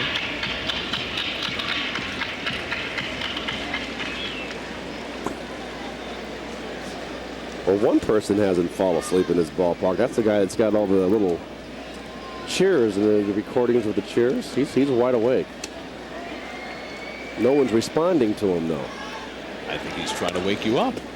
1 and 2 to Matsui. They have autopilot for that. It just comes on anyway.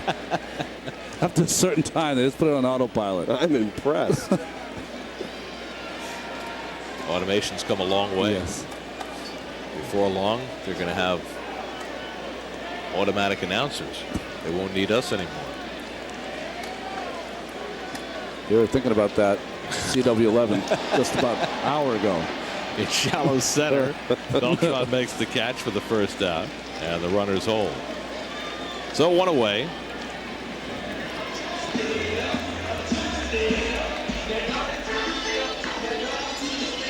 You know, guys, this hasn't been the case with the Mets. In Detroit, those last couple of games, they score 7 runs in both the Saturday and Sunday game, come away empty. Today they score 6 runs, have a nice offensive output, but can't get the outs by the pitching staff. Just when they score, they can't pitch, and when they pitch, they can't score. Well, there was a long time there where the Mets were getting solid starting pitching every day. Yeah. And it kind of started to break down in the Detroit series as Robinson Cano takes ball 1. But I mean, we talked about it before, you know, over this 2-week period where the Mets have struggled, starting with the Phillies and the Tigers, and even though the Dodgers aren't that high scoring team, they're a good team, and now the Yankees, you're talking about 3 of the best offensive teams in baseball, the Phillies, the Tigers, and the Yankees. 1-1 to Cano. So is it just that the level of competition has been raised, that the starting pitching has begun to struggle a little bit? Well, the reason I'll say no is because sprinkled in those games against those good hitting ball clubs have been some amazing efforts by the Mets. Sosa, Oliver Perez last night. So they can be pitched to if you make your pitches. But if you're behind and you make mistakes, they're going to make you pay. Cano hits one well to center field. Beltran got a late break, now racing back, and he won't get there, and it hops over the wall for a ground rule double. So 1 run will score as A-Rod comes in. Posada will stop at 3rd. A double for Cano drives in his 2nd run of the game, and it's 11-6 Yankees. Well, a little sinker got too much of the plate, and it was up. And Cano goes with it, and you're right, Beltran did get a bad jump on this ball, and that was the difference right there. And I think in a game like this, well, A-Rod's going to go halfway. Perfectly done, and you can walk home. A game like this, the fielders can tend to get on their heels. And I mean, this game is taking, I mean, I think we've gone through a couple prehistoric ages here in this game. The infield in for Cabrera, who fouls it off. Pelkey is 0 for 3 in a sacrifice. The Mesozoic? Or? Well, you know, we talk about it all the time. You know, when you get a pitcher, we used to talk about it all the time with Traxel. You get a pitcher out there taking a long time, slowing down the pace of the game, fielders getting on their heels. And you don't often get direct evidence of it, but I think that last play certainly appeared to be that. But there's been more evidence. I mean, just a lot of things that the fielders just don't get the good jump. You're just sitting there. You've been out here for 4 hours, 5 hours, and their day starts at 10 on a day game. Hit hard down the line, foul. If it's a close game, then maybe it's different. But in a game where you're getting towards the end here, you're 5 runs down, you tend to fall further on your heels. Does your mind wander a little bit if you're a fielder? Well, of course. Yes. I think that happens to cricket players. Well, it's a British sport, right? Of course, they come in for tea in the middle of the That's game. right. They get regenerated. Tea and crumpets? If necessary. Little finger sandwiches also. What exactly is a crumpet? I don't know, but we should ask W.C. Field. That's one of his lines. 2-2 to Cabrera. And he comes inside and still he can't get the corner. It's 3-2. Crumpet is like a biscuit, like a shortbread biscuit. I figured. Isn't that like a scone? No. Shortbread's different. Shortbread is, they love it with their tea and it tastes great. It's a British thing. How about clotted cream? Fouled away. I mean, I'm thinking high tea. High tea. I know that I've never had high tea in London. I've been to London. You've been to London, Keith. Yes. But I've had it in the States where in some of the hotels we stay at, they'll have tea. But it usually comes with finger sandwiches. Crumpets. Cucumber sandwiches? Yes. Yeah. I had high tea, but it was in the pubs. That wasn't tea? That's called Guinness. Have a black and tan, please. There goes Castro onto the mound. London, England and Scotland was the only place in the world, I haven't been to a lot of places, where I didn't feel bad having a drink at 10 o'clock in the morning. Why not? Because the bar was packed with people having beer. It was amazing. But they close early. 3-2 to Cabrera, and he slaps that one foul. Right? Don't they close like 11 o'clock at night? Yeah. So you got to get it in early. I was not embarrassed or ashamed to have a black and tan or whatever at 10 o'clock or 11 o'clock. Watch out for that whatever. I was on vacation. Cabrera lines it right to Reyes, and he's got no other play. So Reyes had the quick reactions despite a 10-pitch at bat, and that's the second out. Oh, just a fastball away. Sharp reactions by Reyes. The most outrageous family on television is coming to the CW11 this fall. Throw the family values out the window and get ready for Family Guy. Don't miss the show packed with so many laughs it'll make your head spin. Family Guy weeknights this September right here on the CW11. Here's Miguel Cairo, who takes outside 1-0.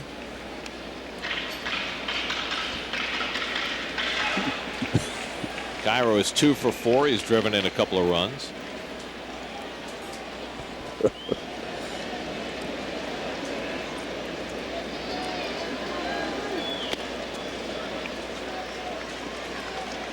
Two and 0 to Cairo, and there's Mariano Rivera. Just wondering whether Joe would go to him. Now with a 5-run lead, looks like he intends to. Well, he could have gone back there and taken a nap all afternoon. Well, he hasn't pitched in 4 days, and the game is tomorrow night at 8 o'clock, so good time for him to get some work. He should get in before 8 o'clock tonight, I think. Cairo fouls it away.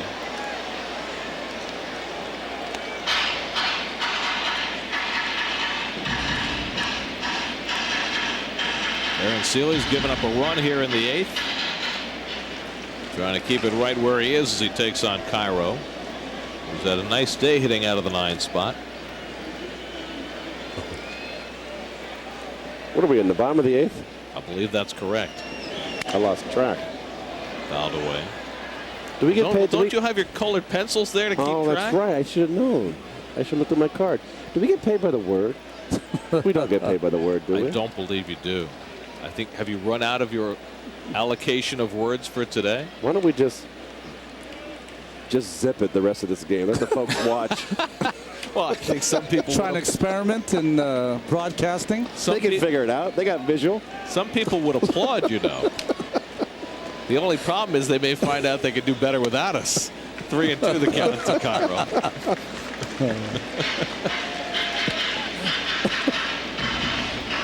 Never alert the public to your own irrelevance.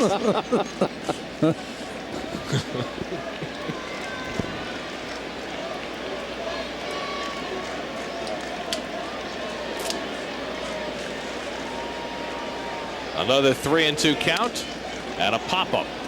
That should end the inning. And Reyes has got it, and the side is retired. So the Yankees tack on a run. We go to the ninth in the Bronx. With Rivera on the horizon, the Mets down by 5. Ninth inning at Yankee Stadium. Mets have 5 runs to make up, and they'll have to do it against Mariano Rivera.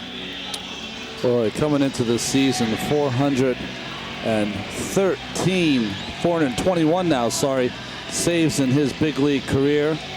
Considered by many, and I'm one of them, as the greatest reliever in postseason history and the history of the game. Well, Rivera coming in a non-save situation. The Yankees have the fewest saves of any team in the majors, just 8. That's because their record in close games is abysmal, and all the other games they blow people out. And he comes in a non-save situation here with a 5-run lead. Now, Rivera has been touched up a little bit this year. He's already given up 3 home runs this season. He hasn't been quite as impregnable as in the past, but he is still Rivera. Carlos Delgado 1 for 4 today, singled his last time up, snapping an 0 for 14 streak. See if that gets him going as he takes on Rivera, whom he's done fairly well against in the past. And he takes the cutter for ball 1. Rivera with 34 postseason saves. First time I ever saw Mariano Rivera, I was in an Oakland A's uniform, and starting for the New York Yankees was Mariano Rivera, starter in his first year. It's really the postseason in '95 that he really established himself. They had that tremendous series with the Mariners, and Rivera pitched inning after inning in the postseason that year. And the next year was the setup man for John Wetland, and went on from there. Pulled foul, and it's 1-2.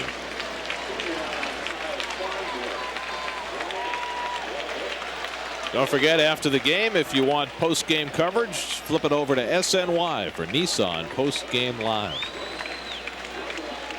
The postseason against Seattle, right, Gary? We're 5 1/3 innings, 3 hits, 8 punch-outs. On the ground toward the hole, and a base hit for Delgado. So didn't try to do too much with that, and he's got his second hit of the day.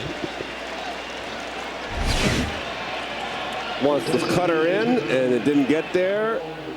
Delgado goes the other way, fastball up and away. So Rivera does not, who's pinpoint with his control with that cutter. I mean, my goodness, over the years. Made a mistake there, and Delgado was very thankful. So the Mets have 10 hits in the game, and now here's Loduca, who's singled and doubled, 2 for 4 on the day. And Rivera comes inside, 1-0.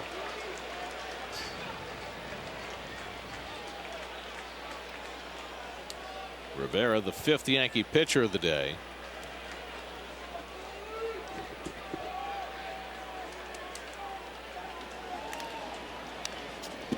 Mets did most of their damage against the starter Tyler Clippard, who gave up 5 runs in 3 1/3 innings. Luis Vizcaino stands to be the winning pitcher. He really settled this game down for the Yankees. But the Mets again today have lacked the big hit. On the ground, base hit into right field. 3rd hit of the day for Loduca, and the Mets have the first 2 men on here in the 9th.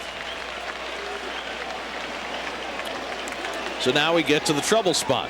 The Mets are 1 for 12 with runners in scoring position today.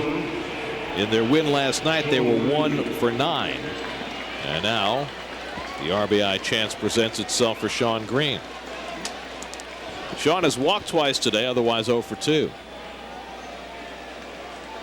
So the Mets trying to build something against Rivera here in the 9th.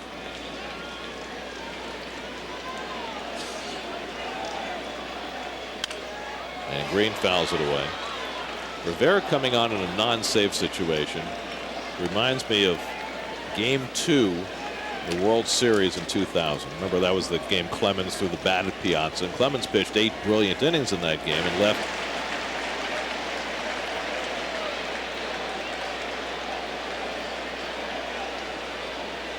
Good call.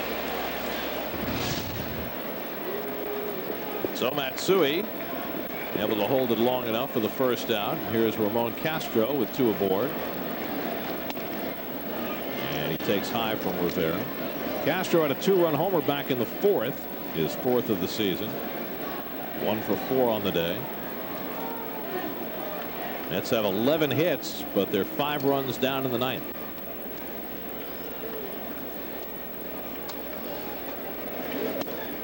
Here's a strike, 1-1. Tomorrow night, El Duque for the Mets, Chin-Ming Wong for the Yankees. We'll be back with you on SNY on Monday night when the Twins come to Shea.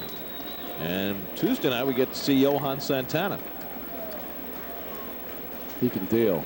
A different kind of season this year, though, after winning 19 straight games in the Astrodome. Toward the hole, and that's a base hit for Castro. Delgado will stop at third, and the Mets have the bases loaded and 1 out.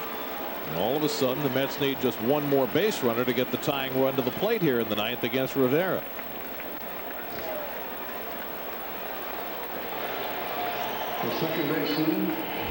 Rivera's been a little more hittable this year.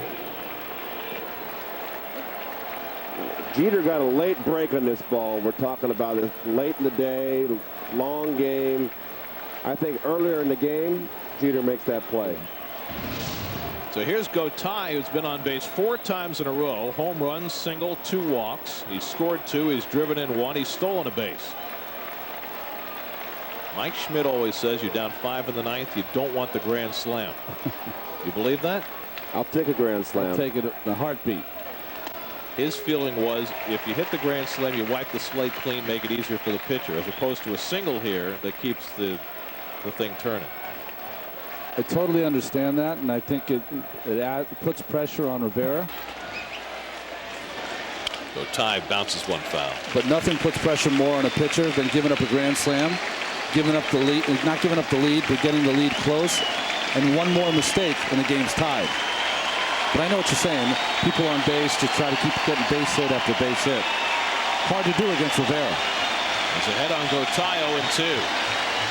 On the outside corner, strike 3 call. Gotay retired for the first time today, 2 out in the 9th. Well, that was vintage Rivera right there, Ronnie. The hard cutter in on the left-hander's hand and backdoor right here. That little tiny little backdoor cutter starts about 3 inches outside, breaks back over the corner. So the Mets are down to their final out. And Carlos Gomez, who's 2 for 4 on the day, singled hard to right center his last time up. Trying to keep it going with Reyes on deck. And Gomez hits it foul. Well, that was a pitch to hit right there. Yeah. Gomez was tardy. That was a cutter that didn't cut and stayed right down the pipe.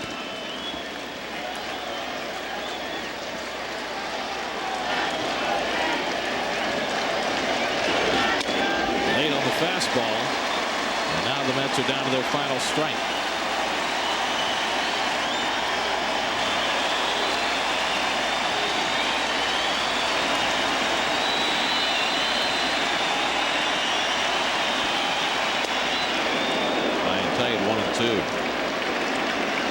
The 1995 series you started talking about, Gary.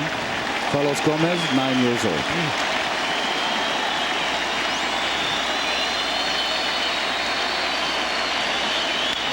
Rivera's pitch is fouled off. Well, Mets have gotten 3 hits off Rivera here in the 9th. But when it comes to the big outs, those are the ones he generally gets.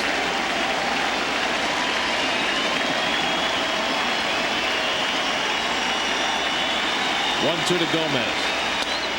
Just missed. 2-2. Well, now he's going to go away after that one inside. Joe thought he had that one. Well, this ball is a strike. I think just who's from and just has had a small plate. That is not high. Looks like it's on the inside corner. He's going to have to do it again, though. Luis is enjoying this game. He wants it to last a little longer. Really, you got a veteran out there and a rookie. Anything close, it usually goes the veteran's way. 2-2 to Gomez. Ball 3. So Rivera, after getting ahead 0-2 on Gomez, has gone to a full count. If Gomez gets aboard, then Reyes would come to the plate as the tying run. Everybody will be in motion here with 3-2 and 2 down. Just got a piece to keep the game alive. And Gomez has had some tough at-bats today.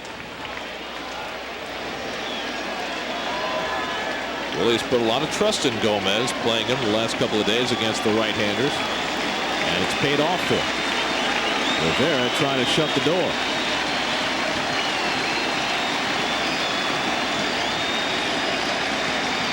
Up the middle, off Rivera's leg. A run will score, and the Mets will get the tying run to the plate.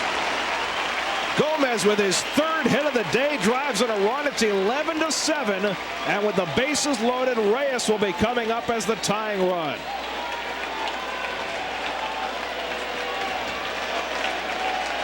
Well, nice at bat by young Gomez here. A lot of play to get on the cutter right there. Mariano not sharp today. And now it's very interesting. 4 hits in the inning. Guidry out to the mound for a talk. Rivera appears to be fine after taking that ball off his leg. Just wanted to make sure, though. Give him a blow. Reyes has never had a hit against Rivera. 0 for 6. He's going to bat right-handed. And how about that? It's a good call. It's a good call against that cutter. Keep that ball from getting in on his hands. And let's see if Jose looks away and tries to go the other way with it. And Rivera misses away, ball 1. 4 hits in the inning. The Mets have a run in and they have a chance. Gomez with a terrific at bat to keep it alive for Reyes. He was 0 for 2, 2 walks and a sac fly today. Fouled away. Going to be difficult, though, for a switch hitter not used to seeing right-hand pitching from the right side. Well, he had a heck of a cut right there in that pitch. This reminds me of what Gary Templeton did back in, what, 79? No, yeah, 79. We got 100 hits from both sides of the plate. Oh, we got tied up inside, and it's 1-2. Rivera figuring out a way. Well, now after this pitch, it's going to be hard to believe that he's not going to shove another one back in there.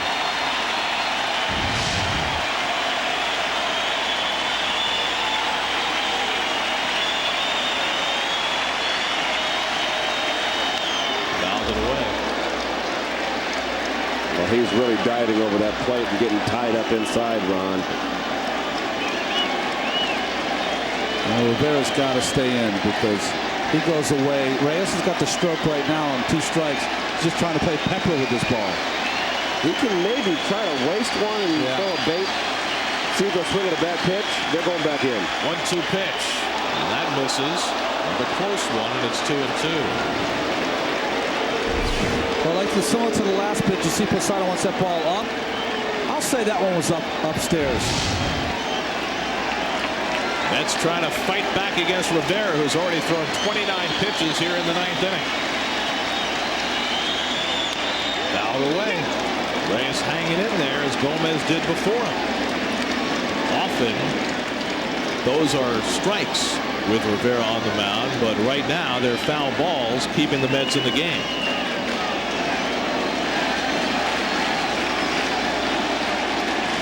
Bases loaded, 2 down. 11-7 Yankees, 9th inning. Reached 4 and foul. Well, the Mets are putting up some kind of fight here in the 9th inning. I like it. 27 hard outs. It's been quality at bat after quality at bat. Keeping the Met fans with the rally caps around. 2-2 to Reyes. Line drive, base hit. Loduca scores. Castro stops at third. It's now 11-8. And the tying runs are on base for Beltran. The Mets have 5 hits off Rivera in the 9th inning. They've scored twice. They're a home run away from taking the lead. Well, impressive Reyes bat from the right side. Just good hitting up the middle right there. Went outside, Keith, didn't he? Yes, he did. Got the ball up. And now it's up to Mr. Beltran. Beltran is 0 for 5 today. 3 for 12 in his career against Rivera. He'll bat left-handed. And he pops it up. First pitch. Posada has it lined up. And the ball game is over. The Mets get 2 in the 9th. But Rivera gets Beltran to end the game. Quite a ball game. It took about 4.5 hours from start to finish, including a 40-minute rain delay. The Mets had 3 separate leads, but the Yankees, with all their firepower, banged out 15 hits. They got home runs from Jeter and A-Rod, and they beat the Mets 11-8. Well, you got to give the Mets credit here. They didn't die. They were down by 5 runs and came back. Both teams came back. They had Rivera on the mound, and they could have gone quietly into the afternoon, and it was been a long one, and they didn't. And you got to give the credit to the Yankee batters who did not go quietly after getting that big lead. Still pushed against the Met relievers, scored 3 extra runs late in the game, and then ended up being the difference. Well, last weekend the Mets scored 7 runs in back-to-back games and lost them both to the Tigers. So they get 8 and fall short as Tom Glavine had a rough afternoon for the 2nd straight start. Got pushed around for 7 runs in 4 innings plus and winds up the losing pitcher. Alex Rodriguez, Derek Jeter home runs for the Yankees. Ruben Gotay, Ramon Castro home runs for the Mets. Your game summary brought to you by Jeep. We're back at Yankee Stadium in a moment. Kevin Burkhardt standing by with Alex Rodriguez. Alex, how did number 26 feel? Because it sure sounded pretty good down here. Well, it felt good. Rolled over my first at bat, and I just want to make sure I stay through a pitch. And I thought he made a pretty good pitch, and I put a good swing on it.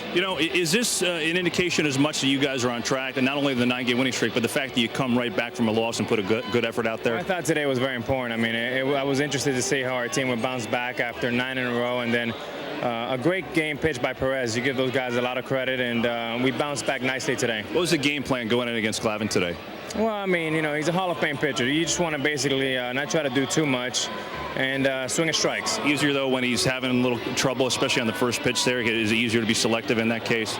Well, he's never easy, and it's never comfortable, but, you just try to get a good pitch to hit and put a good swing on it. How about the bullpen today, especially Vizcaino? He kind of settled the game down for you guys. Yeah, Vizky did a really nice job, and he settled things down, and then Proctor came in, did a nice job, and we were able to score a little bit more runs. Alex, thanks for the time. Appreciate it. Thank you.